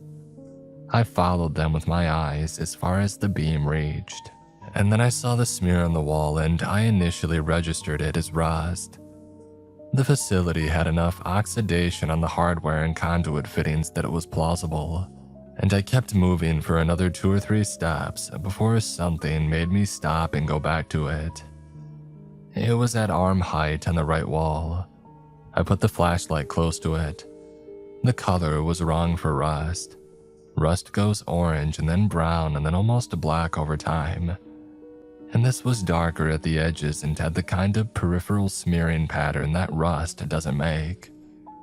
I touched the edge of it with 1 finger. Dry, old enough to be dry, but the color when I licked at my fingertip was a dark rust red, and I stood there for a moment and accepted what I was looking at. Blood. Old blood, but blood. I wiped my finger on my jeans and kept moving. I mean, what else was I going to do? And the blood became more frequent past that point, and the pattern of it changed. First, small drops on the floor, the kind that fall from a wound while somebody is moving rather than standing still. Then smears on the wall irregular at different heights, which meant whatever made them was moving in an uncontrolled way, stumbling or being moved. A handprint on the left wall, complete, palm and fingers at about chest height, and then a second handprint lower like somebody sliding down. The handprints were human-sized and that registered as a specific kind of reassurance that lasted about 10 seconds before I noticed the third mark, which was also a handprint but larger. The palm spread too wide and the fingers disproportionately long, outside the range of normal human proportions. I stopped and looked at it for a moment. I was aware of my breathing. I tried to keep it even. The sound started while I was still crouched near the handprint. Faint, at the far edge of hearing, filtered through a lot of concrete. A groaning but not consistent. It came in bursts. 3 or 4 seconds of sound and then a gap and then more. It was wet somehow. The quality of it had a moisture to it, like the sound was coming through tissue as much as through air. I stood up slowly and didn't move. My hand was already moving to the gun before I made a conscious decision about it, fingers finding the grip. I stood in the corridor and listened, and the sound came again, further down and then again, and I waited through 4 or 5 cycles of it with my hand on the gun and the flashlight pointed at the middle distance. The corridor stayed empty.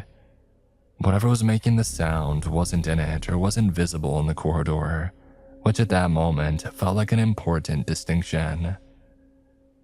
I drew the gun and held it at a low ready, and I started walking again. The corridor opened into a junction room at what I estimated was about 120 feet from the stairwell. The ceiling went up here maybe 12 feet and the space was maybe 30 feet across. A hub, the kind of room where hallways from multiple directions converge. There were 3 other corridor openings visible, 2 on the far side and 1 to my left. My flashlight caught it before I understood what I was seeing, which is its own kind of experience, the data arriving before the interpretation. The beam swept across something in the right half of the room and I stopped walking, and I let the light sit on it and I stood there for probably 5 seconds just processing. At first, it looked like insulation. The room had some collapsed ceiling sections in the upper levels, and there was loose material and debris in places, and my brain made that guess quickly. But insulation doesn't stretch between walls. Insulation doesn't have that quality of tension, that taut anchoring at multiple points. What I was looking at was fibrous and red. Not red like rust and not red like paint. Red in a way that living tissue is red. And it was stretched across most of the right side of the room in thick strands, anchored to the wall on one side and to the section of the exposed conduit rack on the other, and to the ceiling at multiple points that I couldn't fully map.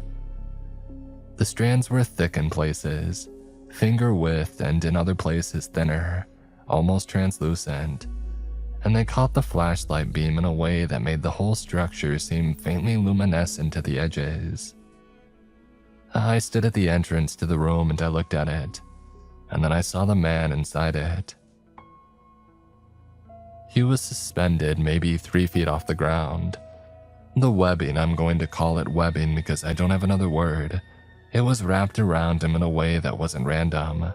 The strands running under his arms and across his chest and around his legs in a pattern that looked almost structural, like a specific configuration rather than something that had grown around him. His clothes were partially visible. Dark jacket, jeans, 1 boot. The strands crossed his face in 2 places, which is the detail that I remember most clearly. He was tilted slightly backward, head dropped toward his left shoulder. He was twitching.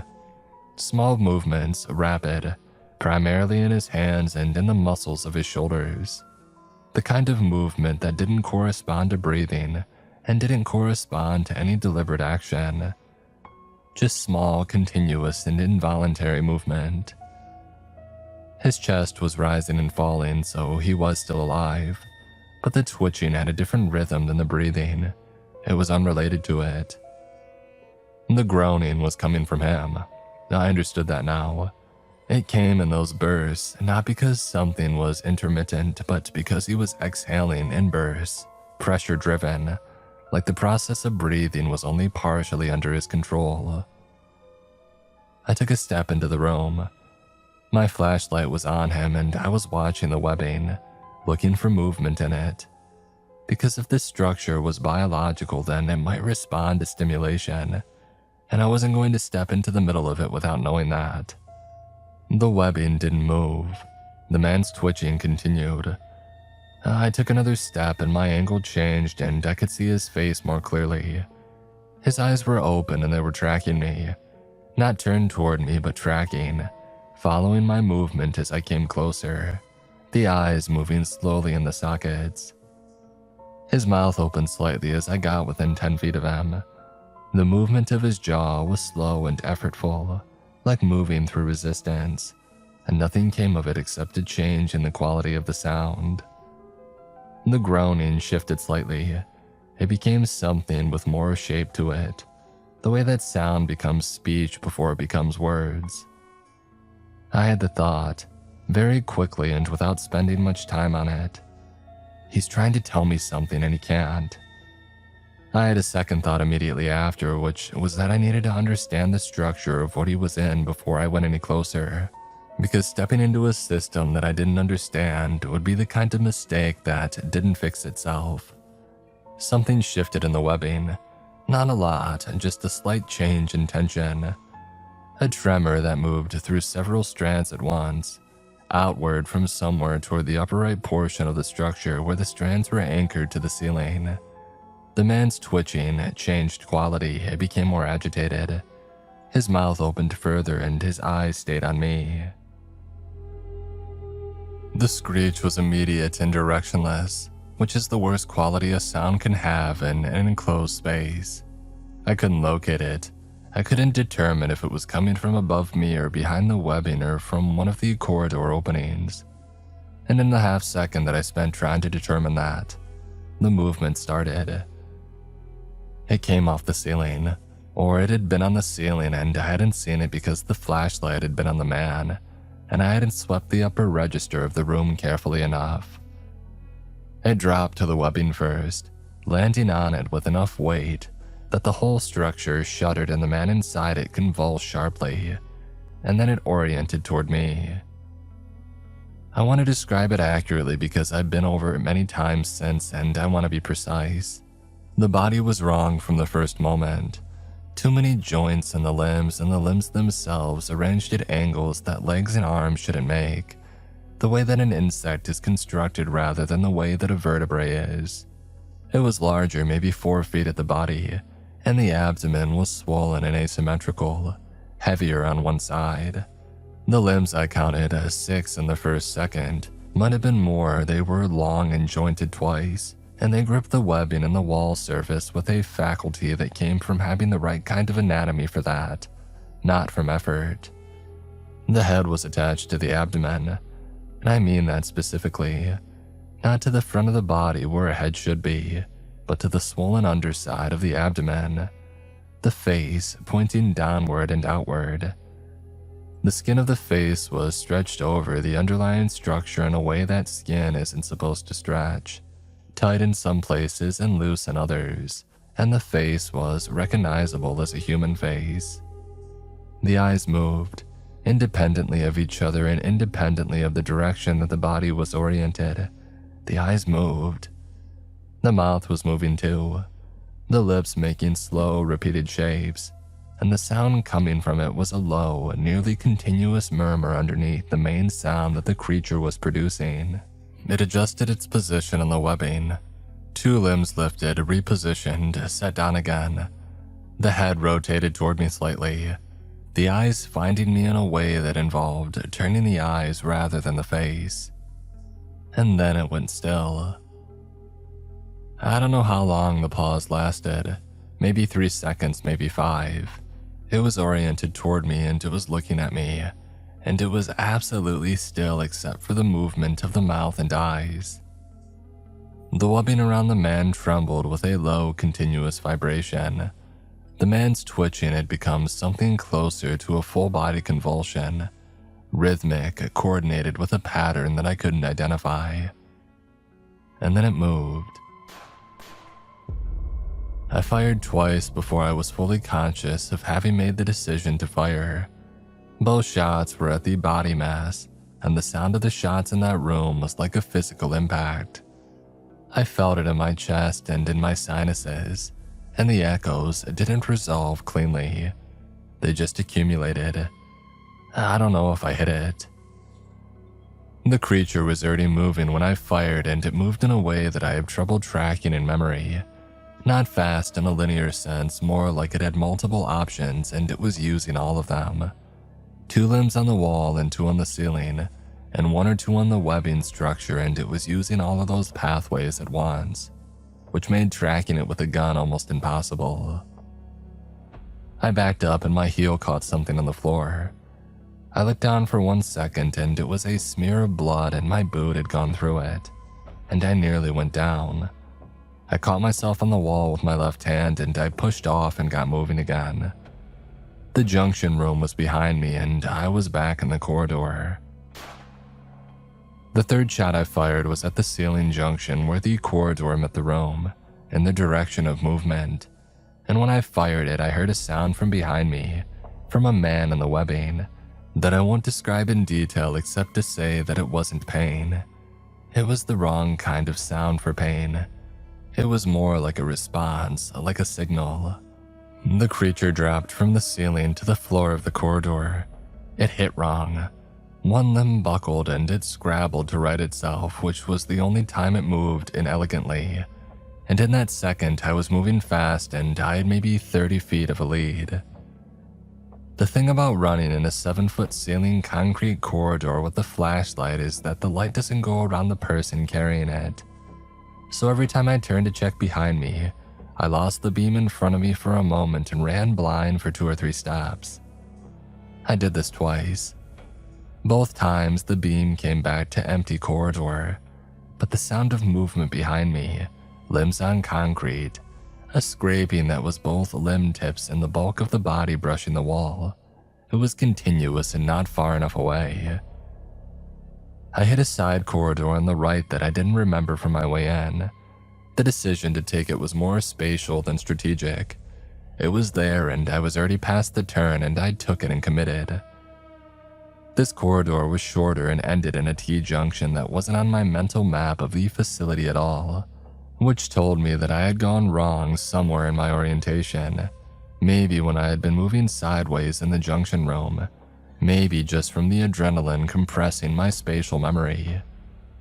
I stood at the T-junction and the streamlight chose that moment to flicker. 1, 2, 3, a strobe that lasted maybe 2 seconds. And in the gaps, I was in complete and total darkness, and the sound of movement behind me was coming from the corridor that I had just come down. The flashlight came back. I took the left passage and I committed to it. The left passage bent slightly after about 20 feet and opened into another corridor that I recognized. The conduit arrangement on the ceiling was the same as what I had walked under on the way in. Heavier gauge bundled to the left, single runs breaking off every 10 feet or so. I was back on the main stretch, or close to it, and I could feel the direction of the stairwell even if I couldn't see it yet. Behind me, from somewhere in the side passage, I heard a sound that was different from the limb scraping. It was the human sound, the murmur from the face on the abdomen, but louder now and with a rhythm to it. And underneath it there was a wet clicking that I associated with the mouth moving too fast and too much. And then it layered back into the scraping, closer, and I stopped trying to map it and just run. The stairwell door was where I had left it. I hit it with my shoulder and it opened and I was on the stairs taking them fast. Hand on the rail because the flashlight was bouncing and the steps were irregular, and a fall here would be the end of it. I stumbled 4 steps from the top, my knee hitting the edge of a step hard enough that I felt it all the way to my hip, and I grabbed the rail and hauled myself up and through the doorway at the top. The second level. Barracks, storage, the boot in the locker. I kept moving. The sounds from below had changed. The scraping had stopped and been replaced by something else. A resonance that came through the floor rather than through the air, like movement translated into vibration in the concrete. I couldn't tell if it was getting closer. I moved like it was. First level, offices, filing cabinets, the dust that I had thought was reassuring 40 minutes ago. The main corridor at a run, my footsteps loud and unavoidable. The stairway up to the entrance. I went up the stairs 3 at a time with my hand dragging along the right wall for contact and orientation. And then the door in the gray morning light and the cool damp air outside hitting my face like surfacing from water. I was through the door and 10 feet out before I slowed down. And then I stopped. I stood in the overgrown lot between the concrete structures and I breathed and I listened. The outside sounds came back. Wind in the dry grass, a bird somewhere in the pines, distant road noise from Route 9. The door behind me sat slightly more open than I had left it, maybe from my coming through, and I watched it for a long moment. The dark behind it was just the dark inside a building with no windows, I told myself, and the door sat still. I walked back through the cut fence to where I had parked. My knee was starting to register properly now, a deep bruise at minimum, and my hands were shaking in a way that had started at some point in the last few minutes and hadn't stopped. I sat in the driver's seat and set the gun on the passenger seat and put both hands flat on my thighs, and I worked on breathing normally until the shaking had reduced to something manageable. and then I drove. I didn't look at the facility in the rearview. I just drove. I was home by 9 in the morning. I changed my clothes and made coffee that I didn't drink, and I sat at the desk where I had been sitting when I had first read the thread. And I went through the sequence of events in my head while it was still fresh, trying to encode the physical details before they faded or got contaminated by the way that memory works. By the way the brain starts to work on things and smooth the rough edges into something more coherent than what actually happened. I thought about the original post, the friend who went in 3 days ago, the text cutting off. I thought about the thread being deleted while I was reading it, and whether that was a coincidence or wasn't. I was pulling off my jacket when I noticed it. On the right sleeve, near the cuff, there was a strand, thin, maybe 4 inches long, and the same red as what I had seen in the junction room. I must have brushed against some part of the webbing without registering it. I pinched it between my thumb and finger and tried to roll it off the fabric. It didn't come loose. The texture of it was slightly tacky, and it had caught in the weave of the jacket in a way that wasn't immediately separable from just pulling at it. I pinched harder and pulled, and it stretched. It stretched considerably further than a 4-inch strand should stretch, thinning as it extended, becoming almost translucent at maximum extension.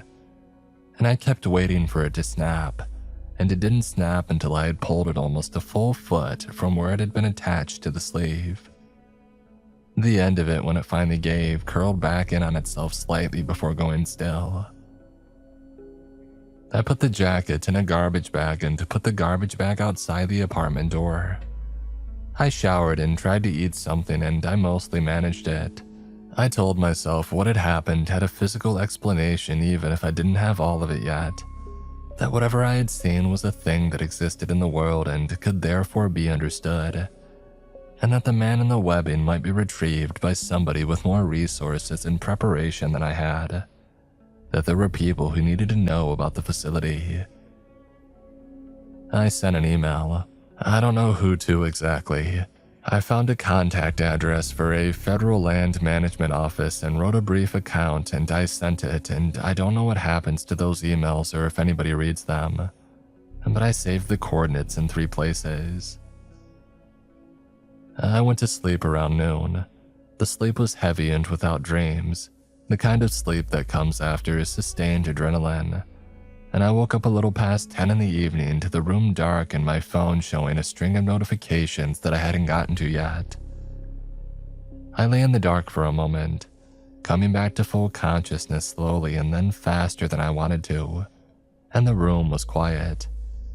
The refrigerator, the road noises, somebody's TV through the ceiling 2 floors up. The normal inventory of a normal apartment at night. And I ran through it the way you do when you're checking that everything is where it should be, which it was, which should have been enough.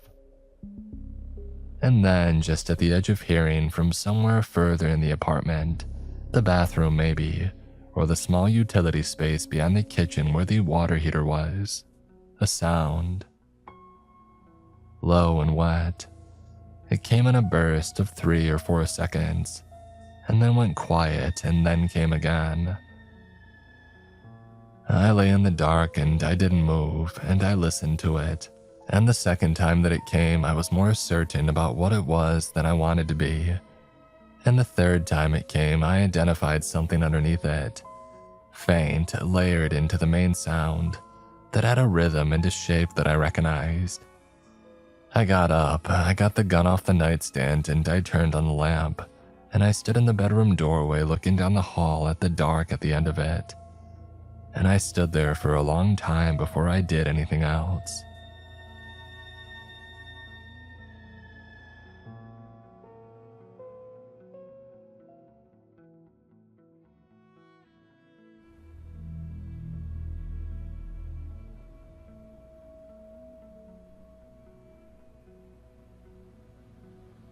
They sent for me in the dead of winter.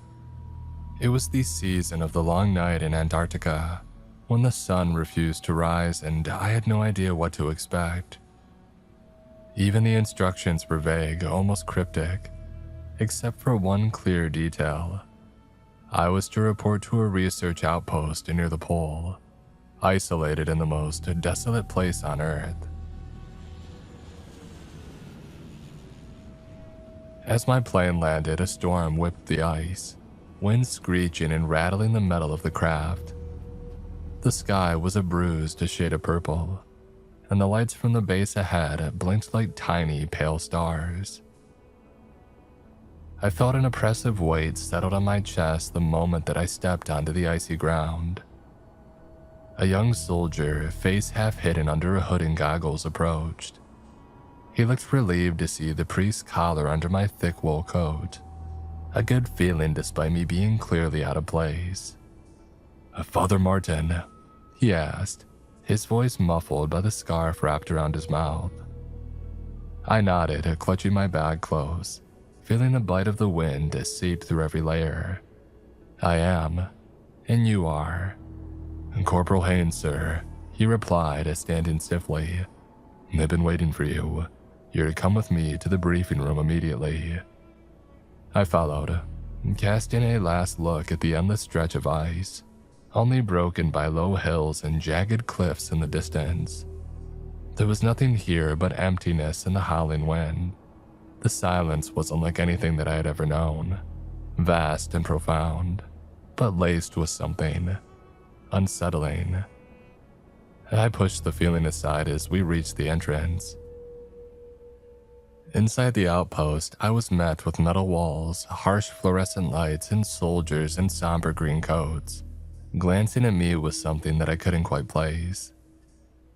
We passed down narrow corridors until Haynes stopped outside a heavy steel door. He knocked and a voice inside called for us to enter. The door creaked open to reveal a man in a crisp uniform, older, with an air of authority that distinctly marked him as someone in command. He stood when I entered, offering a sharp nod. "Father Martin," he said, extending his hand. "Colonel Beckett, thanks for coming." I shook his hand, feeling the firmness of his grip. "I wasn't given many details, Colonel, only that I was needed here for something unusual." He exchanged a look with Haynes, and I caught a flicker of discomfort in his expression. Yes, we apologize for the secrecy. There are certain elements of this mission that we felt best to leave unsaid until you arrived." I raised an eyebrow, feeling the knot in my stomach tighten. "Go on." He hesitated, just for a moment before continuing. "There's a formation nearby, a cave. It's something we found while mapping this area. Strange, enormous, almost like a natural monument. We've had personnel go in and out of it, but it's difficult to explain." Beckett's gaze settled on me, and in his eyes, I saw something that chilled me to the bone. Fear.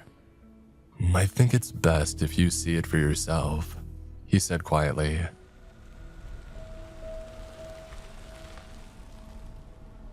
The drive out was grim. The wind had picked up, tearing against the sides of the vehicle like it was clawing to get in. Outside, snow and ice stretched endlessly, broken only by jagged, leaden rocks protruding like the spine of some long-dead giant buried beneath the white. Corporal Haynes drove in silence, his hands clutched on the wheel. I sat in the back with two soldiers, and neither spoke. They watched the windows, stiff and tense, as if the very land outside might put up a fight against us. Colonel Beckett had given me minimal information before sending us off. "The cave, there's something about it," he had said, staring down at a map on his desk, though I sensed he wasn't really seeing it. "We had a team survey it when we first found it, but they didn't get far before they started acting strangely. One of them even." He broke off, and I had seen a shadow flicker across his face. "How do you mean, acting strangely?" I had pressed, though I wasn't sure I wanted to hear the answer. He looked up at me, his face set, yet his eyes betrayed something close to dread. Degradation, paranoia, hallucinations. One man said he felt like he was being watched. Another claimed he could hear voices whispering. They didn't make it far into the cave before I pulled them out. It's as though the place has a presence. He cleared his throat. I don't put much stock into the supernatural, but my men do. They'll feel better having a priest along. Now, as we drove toward that ominous formation, his words replayed in my mind. Something about it has a presence.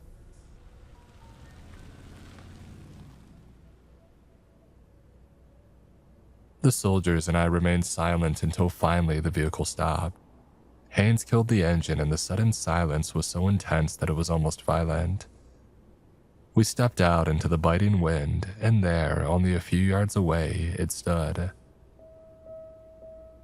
A massive stone formation jutted out of the ice, half buried, its shape tenebrous and abrasive against the pale landscape. It had to be about 150 feet tall and 50 feet wide. The entrance itself was a wide black opening, rounded at the edges with jagged rocks outlining it. The snow seemed to pile around the cavern in unnatural drifts, almost as though the cave had disturbed the ice into cracking and shifting at odd and unnatural angles. One of the soldiers, Private Mills, stood beside me, his voice low. "It doesn't look right, does it?" "No," I murmured, swallowing. "It doesn't." Sergeant Davis, the tallest of the group, tried to break the tension with a forced chuckle. "It's just a weird rock formation," he muttered, though his gaze never left the entrance. "Nothing more." I glanced at him, studying the tightness around his mouth, the way he clenched his rifle. They all carried their weapons as if they expected something to leap from the depths at any moment. "Look," Davis continued, his tone gruff as he glanced at me. "I don't know if you really believe in any of this priest stuff, but just stay close, all right?" I nodded, offering what I hoped was a reassuring smile. "I'll stay close." The men visibly relaxed, but only just. Together, we approached the mouth of the cave, each step crunching under us while the wind muffled out all other sounds. The entrance loomed larger the closer we came, and my skin prickled with this inexplicable sensation of being watched, as if something lay beyond those pitch-shaded pools of emptiness and was observing us from within. Private Mills stopped suddenly, his gaze fixed on the ground near the opening. "Look," he whispered, and we followed his gaze. Tracks. Bare footprints in the snow, leading toward the cave mouth and disappearing. The size of the prints suggested they weren't from a grown man, but rather from a child. "Who?" Corporal Haynes began, his voice barely audible. "No one's been out here recently," Sergeant Davis muttered, voice strained. "And no one goes barefoot in this weather. They'd be dead in minutes." I felt my hand instinctively reached for the small silver crucifix around my neck. Beckett's words echoed in my mind. "There's something about it. A presence." Without another word, we moved forward, stepping into the cavern's gaping mouth. The light behind us faded rapidly, and warm, damp air seemed to seep from the walls, filling the space with an almost suffocating blanket. The beams from our flashlights swept over the cave walls, casting long, shifting shadows that seemed to ripple with the flicker of movement. Inside, the air carrying a faint earthy smell that reminded me of wet metal. Something about it made my skin crawl, though I couldn't place why. "Father," Sergeant Davis said, his voice rough but low. He shifted on his feet, eyes avoiding mine. "Before we go deeper, maybe you could, say something for luck." The other soldiers nodded, their faces tense and wary in the dim glow. Despite their rifles and years of training, they looked like nervous young boys.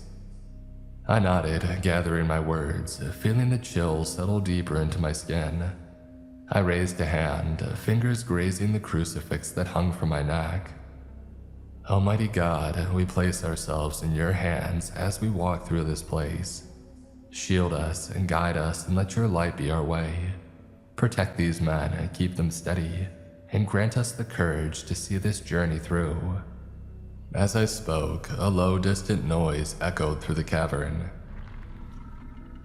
It was faint, just a whisper of a sound, but unmistakably unnatural. A slow, grinding roll that rumbled through the walls. It was as if the stone was shifting, growing under some unimaginable force. It lingered in the background, fading in and out like a dull protest. The soldiers exchanged uneasy glances, gripping their weapons a little tighter. Mills spoke up, his voice soft. You heard that right? I mean, that wasn't just me. It's probably just the earth is settling, Davis offered, though his voice rattled. These caves are old, should be shifting ice, rocks settling, something like that. Yeah, Corporal Haynes muttered. Just rocks. I lowered my hand, tucking the cross back into my jacket. We'll be all right, I said, though my words sounded hollow even to my own ears. We pressed on, single file, stepping deeper into the cave's dark throat.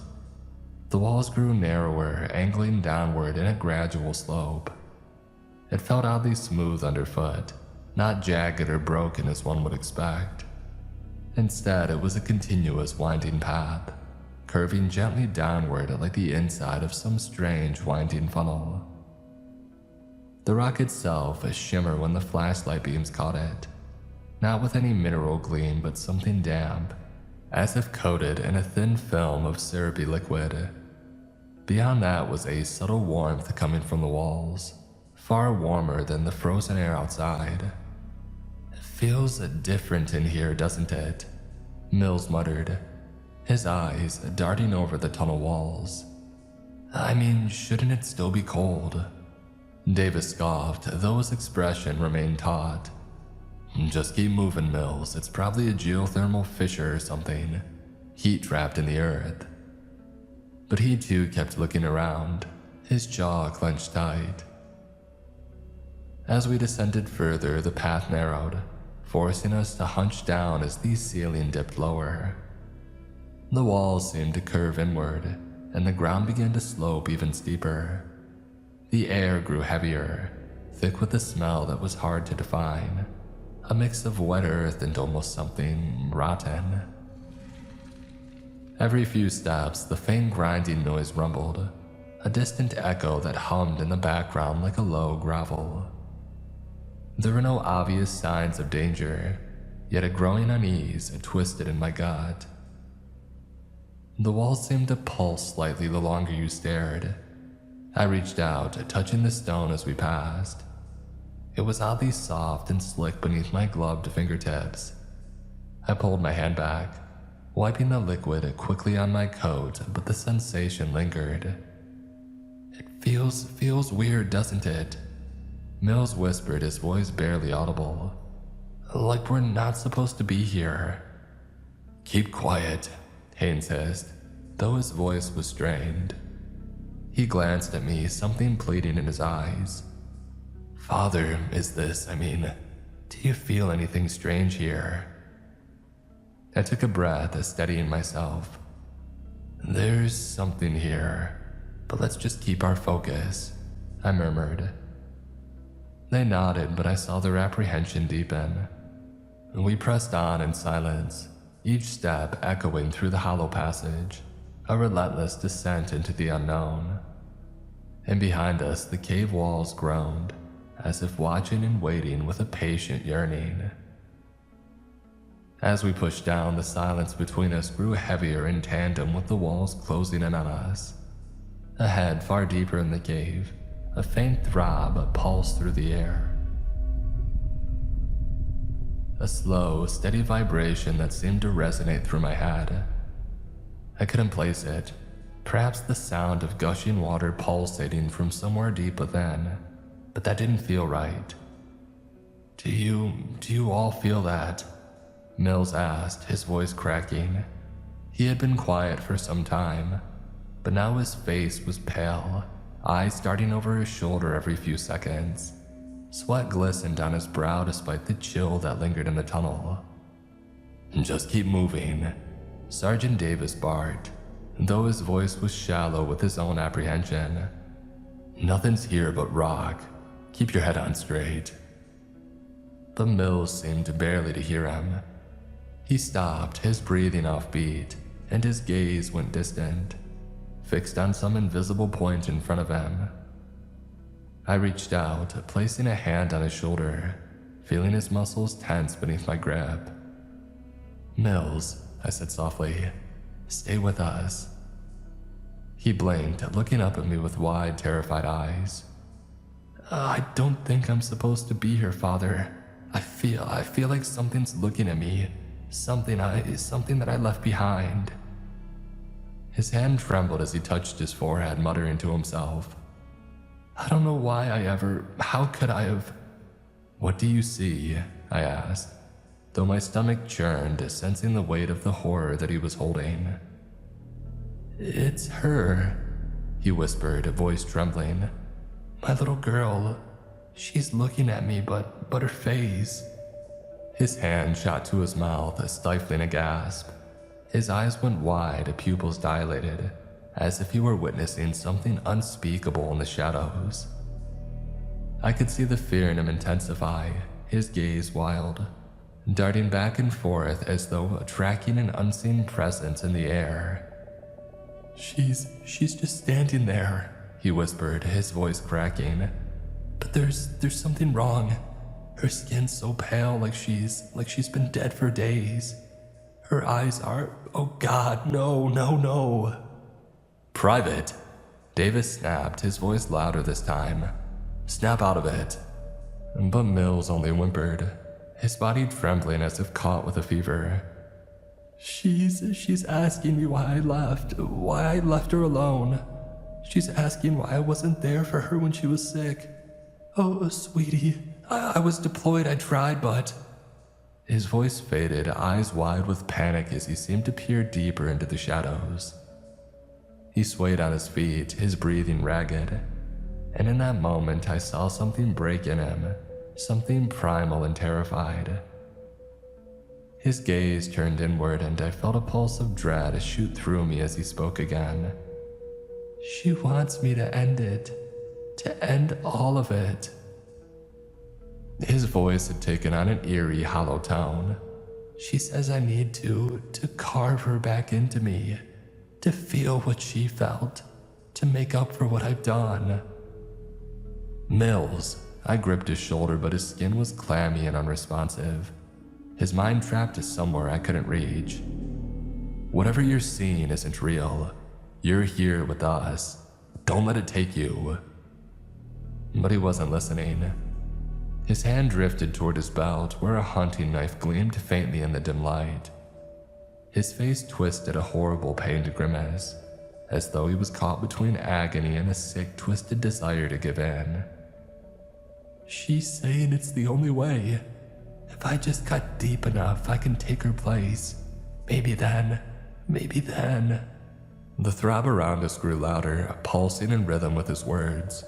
It reverberated through the walls, a sinister vibration that seemed to pulse along with his heartbeat, driving his breath into shallow gasps. I could feel it now, a faint humming beneath my skin, as if something in the depths of the earth was responding, reaching out to him with invisible fingers, pulling him closer to the darkness within himself. "Mills, don't," Haynes said, his voice barely above a whisper, fear choking his words. "You're not alone, okay? Whatever you're seeing, it's not real. It's the cave that's messing with your head. Don't listen to it." But Mills' expression remained fixed, a horrific blend of grief and resignation, his eyes lost to whatever horrors that he alone could see. His grip tightened on the knife and his gaze shifted between each of us as if we were strangers. Something evil flickered behind his eyes, a darkness taking root, curling its tendrils around him. "She wants me to bring you all with me," he said softly, his eyes empty and cold. "She says we all deserve it."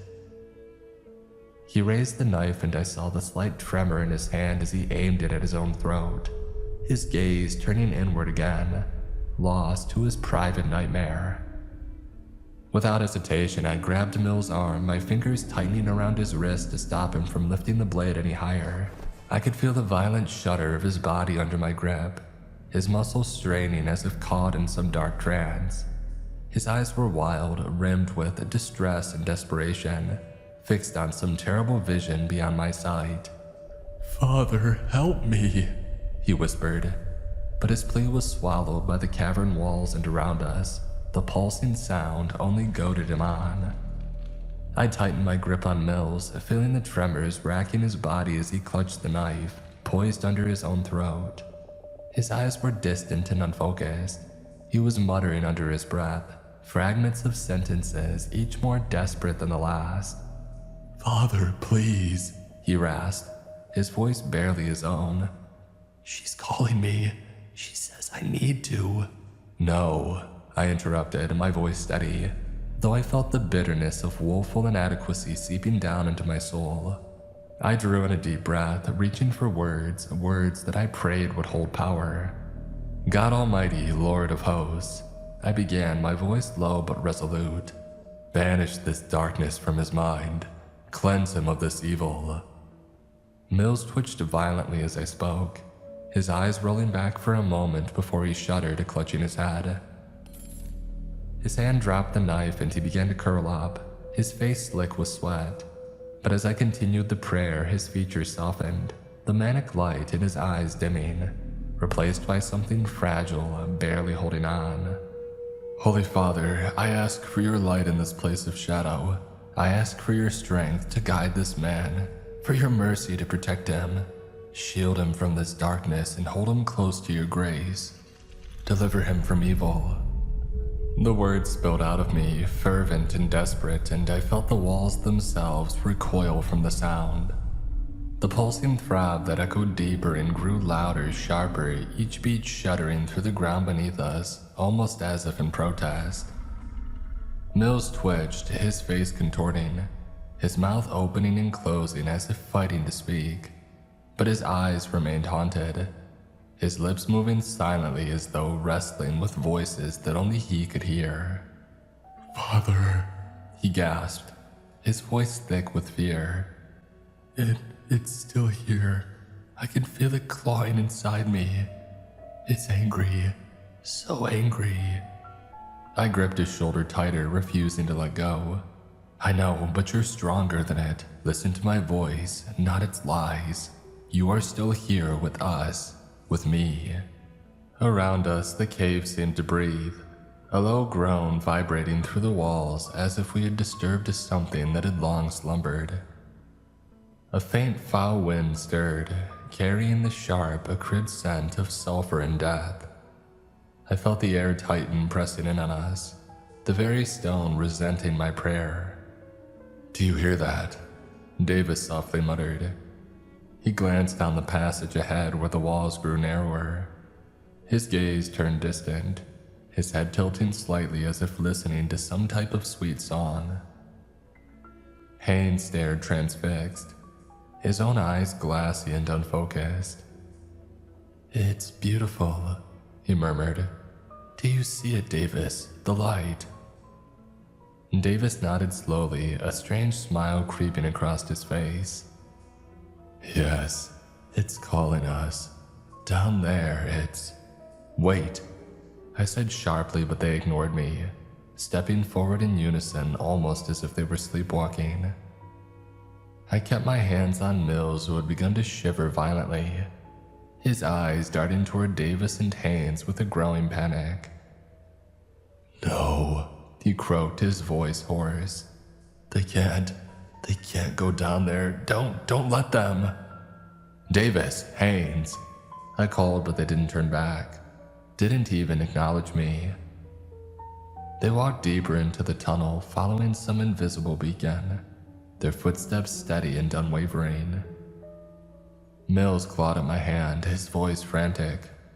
They're walking into it, Father. They're walking right into it." A cold dread filled me as I watched the two soldiers disappear into the shadows, moving with a mechanical calm. I could hear them murmuring to each other, their voices faint. "Do you see it?" Davis was saying, his voice a strange mixture of awe and reverence. "It's so warm. I can feel it, like a heartbeat." "Yes," Haynes replied, his tone equally entranced. It's been waiting for us, hasn't it?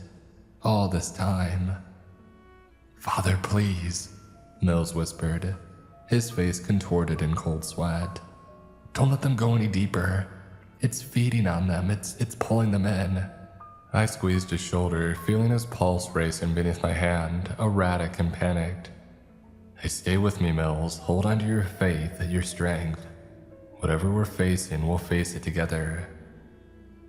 But as I looked down the darkened tunnel, the faint light from Davis and Haynes' flashlights faded into the depths. Mills gripped my arm, his eyes wild and wide but somehow steady, as if he had found some last flicker of strength within himself. "Father," he rasped, pulling me close. You need to go. You have to find them and bring them back." I shook my head, reluctant to leave him behind. "Mills, I can't just leave you here. We'll go together." He forced a pained smile. "No, you need to go without me. I'll be fine. I can hold my ground here," he said, his gaze distant, a shadow of uncertainty flitting across his face. "I'll survive. But they won't if you don't find them." I hesitated, feeling the pulse of trepidation deepen in my stomach, but his grip on my arm was firm, his gaze insistent. He was right. Every second we stayed here, the others drifted further into whatever nightmare lay ahead. I gave him a nod, murmured a quick blessing, and left him curled up in the flickering half-light as I ventured further into the cave. The narrow path twisted downward, deeper than I thought possible. The walls closed in, damp and pulsing with awful warmth. I quickened my pace, calling out their names, but only my own voice echoed back, swallowed quickly by the oppressive dark. Just as panic began to claw its way into my chest, I caught a flicker of movement ahead, a figure small and pale, stepping out from the shadows. It was a child, barefoot and thin, with snow-white skin and hair that shimmered like gold. He couldn't have been more than 7 or 8, clad in an oversized white shirt.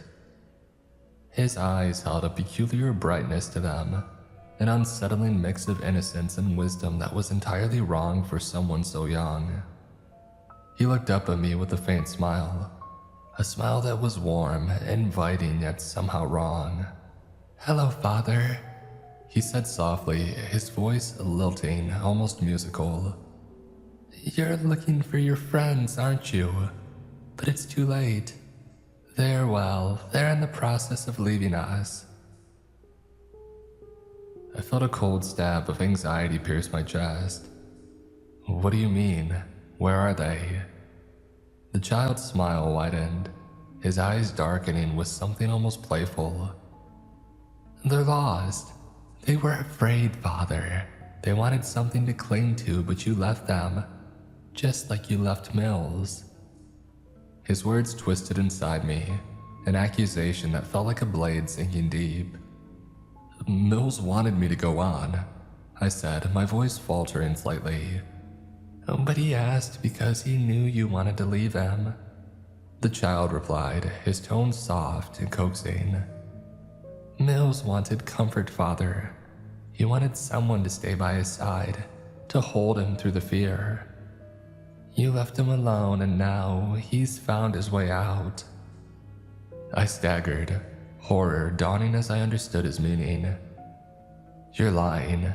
Mills is okay." The child tilted his head, his expression both sympathetic and eerily amused. "You'll see, you left him to die and now he's gone. He's not the first that you've left, is he, Father?" I clenched my jaw, fighting the urge to recoil. The child's words cut deep, touching on wounds that I hadn't known were there. Once I thought that I had forgotten. You've sacrificed much, haven't you? The child continued, his voice gentle now, almost inviting. A life of loneliness, the vows you took, the vow of chastity, the vow to remain alone in the name of God. No wife, no children. A man who gives everything only to receive nothing in return. His words sank into me, each one twisting with a dark familiarity. I had spent countless nights wrestling with that emptiness, praying for strength, trying to fill a hole I could never speak aloud. You deserve peace, Father, the child whispered, stepping closer. You've served enough. God sees your suffering. He wants you to rest. He wants you to be free, to find comfort. If you let go, if you just let go, He'll welcome you with open arms. A martyr, a true saint. He reached for my hand, his touch unnaturally cold. If you end it now, God will still love you. He'll forgive you and you'll never be alone again. My heart pounded, and I felt the weight of his words pressing into me, filling me with a strange, almost seductive numbness. The endless years of service, of sacrifice, of feeling adrift in a world I could only watch from the outside. It all loomed before me, magnified in his gaze.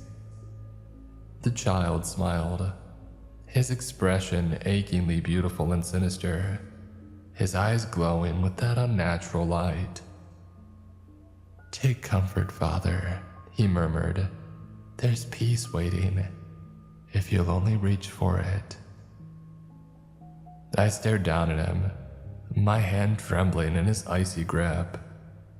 The pulsing throb in the walls seemed to synchronize with my own heartbeat, a steady, relentless rhythm urging me to give in, to find the release that he promised. The urge to surrender, to let go, it tugged at me, tempting me with a potent, honeyed sweetness. My hand still caught in the child's cold grip, it trembled. I felt his promises sinking into me, filling every hollow place, every forgotten ache, each whispered with a gentle cruelty that coaxed me toward surrender. But deep within, something resisted, an ember that refused to extinguish. Slowly, I reached into my pocket and felt that familiar weight of my weapon, my rosary. Closing my eyes, I took a steadying breath. I clutched the first bead between my fingers and began to pray, my voice a murmur beneath the oppressive presence. Hail Mary, full of grace, the Lord is with thee. The child's face darkened, his smile faltering as he watched me. Father, he said, his voice soft, a trace of warning in his tone. You're clinging to something that can't help you. Those words, they're meaningless. Blessed art thou among women, and blessed is the fruit of thy womb, Jesus. A faint twitch flickered in his expression, and his grip on my hand tightened painfully. You don't have to do that, Father, he hissed, his voice softening to a venomous murmur. You're wasting your time. God won't hear you here, and she doesn't care. Pray for us sinners now and at the hour of our death. The boy's face began to twist, his soft features stretching and contorting, his skin paling to a deathly yellow. His eyes grew darker, almost cavernous, swallowing any semblance of humanity. Its childlike limbs elongated, thin and bony, with its small hands growing into long and claw-like fingers. The thing's mouth twisted into an obscene grin, revealing sharp, uneven teeth that glistened wetly in the dim light. I stumbled back, clutching the rosary to my chest as the creature stood before me, now a hideous, twisted apparition of what he had once appeared to be. You think you can resist me? The voice that came from his mouth was no longer that of a child. It was a guttural, grating growl, resonating with a power that shook the very air. The walls seemed to tremble, responding to his words as if they too were a part of him, a living, breathing extension of his will. You're standing in my flesh, priest. He sneered, gesturing to the walls around us. You walk through my veins, feel my breath in the stones, hear my pulse in the dark. This is my body, and you are nothing but a morsel within it. The walls seemed to close in around me, their surfaces undulating subtly, taking on a sickening organic quality. The faint pulsing sound echoed louder, its rhythm a slow, hungry beat. You and your friends will never leave, he continued, his voice dripping with malice. I will consume every one of you, swallow you whole and bury you in the depths of my being. Its form rippled, growing larger, filling the cavern with its grotesque presence. Shadows writhed around it like tendrils, reaching toward me with claws that seemed to scrape the very air. I felt an intense, crushing weight pressing down on my body. But then, with a single sneer, it vanished, dissipating like smoke into the void. Silence fell thick and heavy. I took a shaky breath, clutching my rosary, forcing myself to focus, to stay grounded. Just as my mind settled, I saw them. Davis and Haynes standing at the edge of a narrow drop deeper in the tunnel. Their backs to me, their faces turned downward. They were muttering to themselves, their voices low, strained as though speaking to something just below them. Davis, I called out, stepping toward them, my voice echoing in the silence.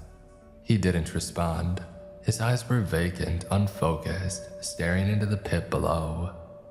In one hand he held his rifle, the barrel tilted toward his jaw, his finger resting lightly on the trigger.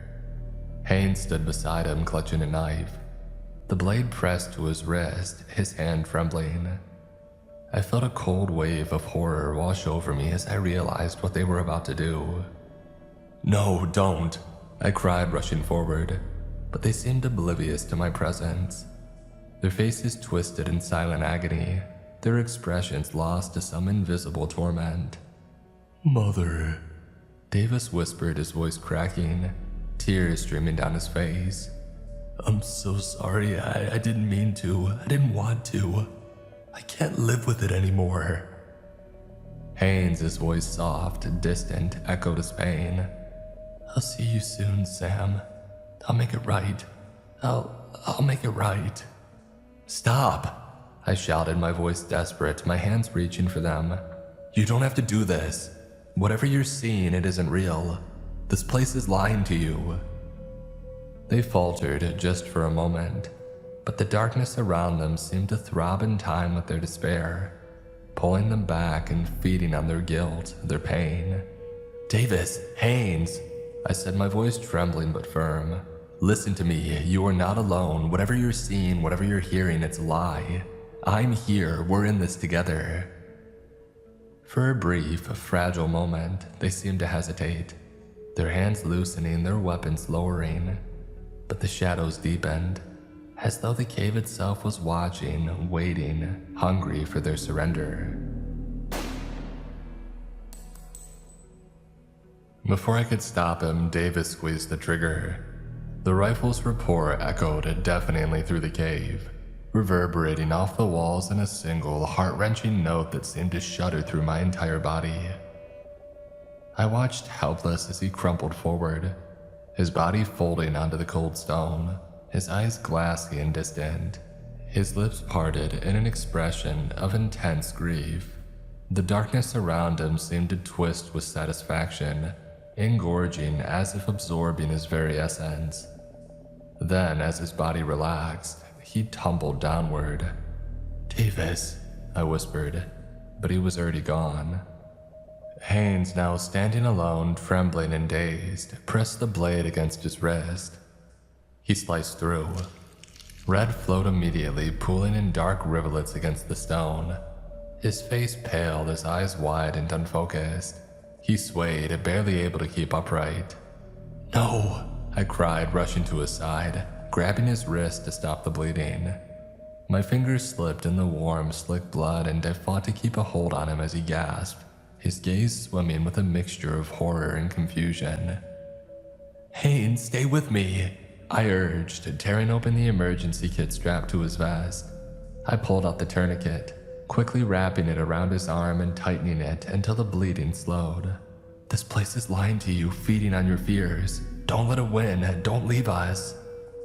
Haynes blinked, his face contorting in pain as he seemed to come back to himself. His breathing slowed and his eyes met mine, clear but twitchy. "Father," he whispered, voice shaking. "I saw my brother. He was calling me." "It's not real," I said, steadying him with one hand on his shoulder. "Whatever you're seeing, whatever you're feeling, it's this place trying to break you. Keep your focus. We're getting out of here together." I began to recite a prayer under my breath as I clutched my rosary in one hand, anchoring myself in Haynes and the only protection that I knew. As I spoke, Haynes' breathing steadied further, his gaze sharpened, and I could see the light of awareness return to his eyes. He nodded weakly, gripping my hand as if holding onto a lifeline. Thank you, Father," he whispered, his voice broken. Just then, a familiar voice echoed through the chamber, joining my prayer. I looked up stunned to see Mills stepping out of the darkness, his face lit with a fierce, defiant faith that seemed to pierce the shadows around us. He was muttering prayers of his own, his lips moving in a steady, relentless rhythm, as though each word was a weapon against the dark. His eyes bright with determination. "She told me to come here, Father." With Haynes leaning heavily on my shoulder and Mills at my side, we turned and began to make our way back up the twisted path that we had come from. Every step felt like a battle, the cave itself seeming to shift, the walls narrowing and closing in. Dark tendrils of rock and earth creeped inward, scraping against our arms and shoulders, pushing us back with an almost living hostility.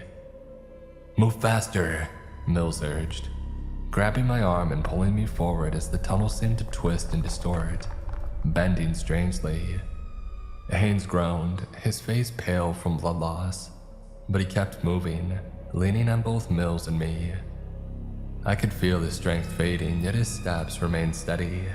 A deep growl rose from the earth, reverberating through the cave like a predator's roar, and the ground beneath us buckled, sending cracks spidering out along the path. The walls writhed, forming ghastly shapes, hands reaching out, mouths gaping open, eyes staring with unseen malice. "Keep praying," Haynes murmured, his voice shaking. "It hates that."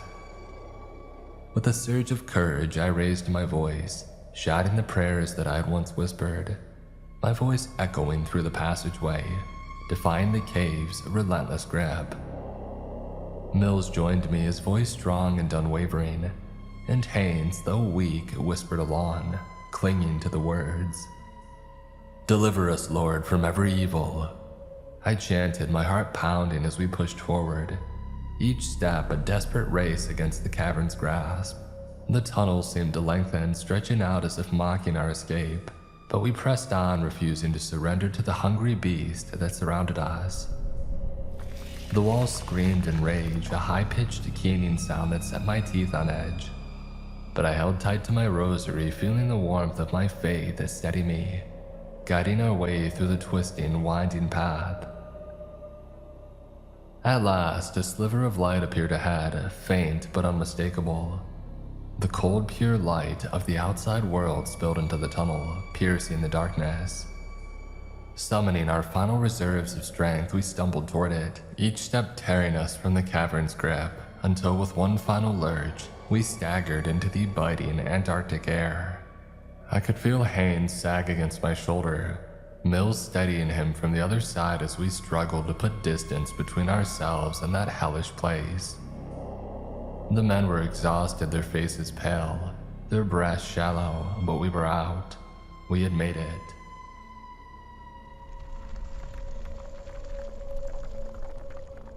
Behind us, the entrance to the cave began to shudder, the walls buckling inward as if drawn by some invisible force. The shadows within twisted and writhed, giving one last violent tremor before the entire cavern collapsed inward. Rock folding over itself like the closing of a monstrous jaw. The ground heaved and shuddered. A deep resonant roar shot through the ice and snow as the cavern swallowed itself, disappearing into the earth. "Move," I shouted, urging Mills and Haynes further back as the earth beneath us bucked and lurched, the very land shifting under our feet. We scrambled up a ridge, the snow clinging to our boots, the biting cold tearing into us. We barely made it to the top of the ridge when a powerful quake rippled through the ground, an immense tremor that nearly knocked us off our feet.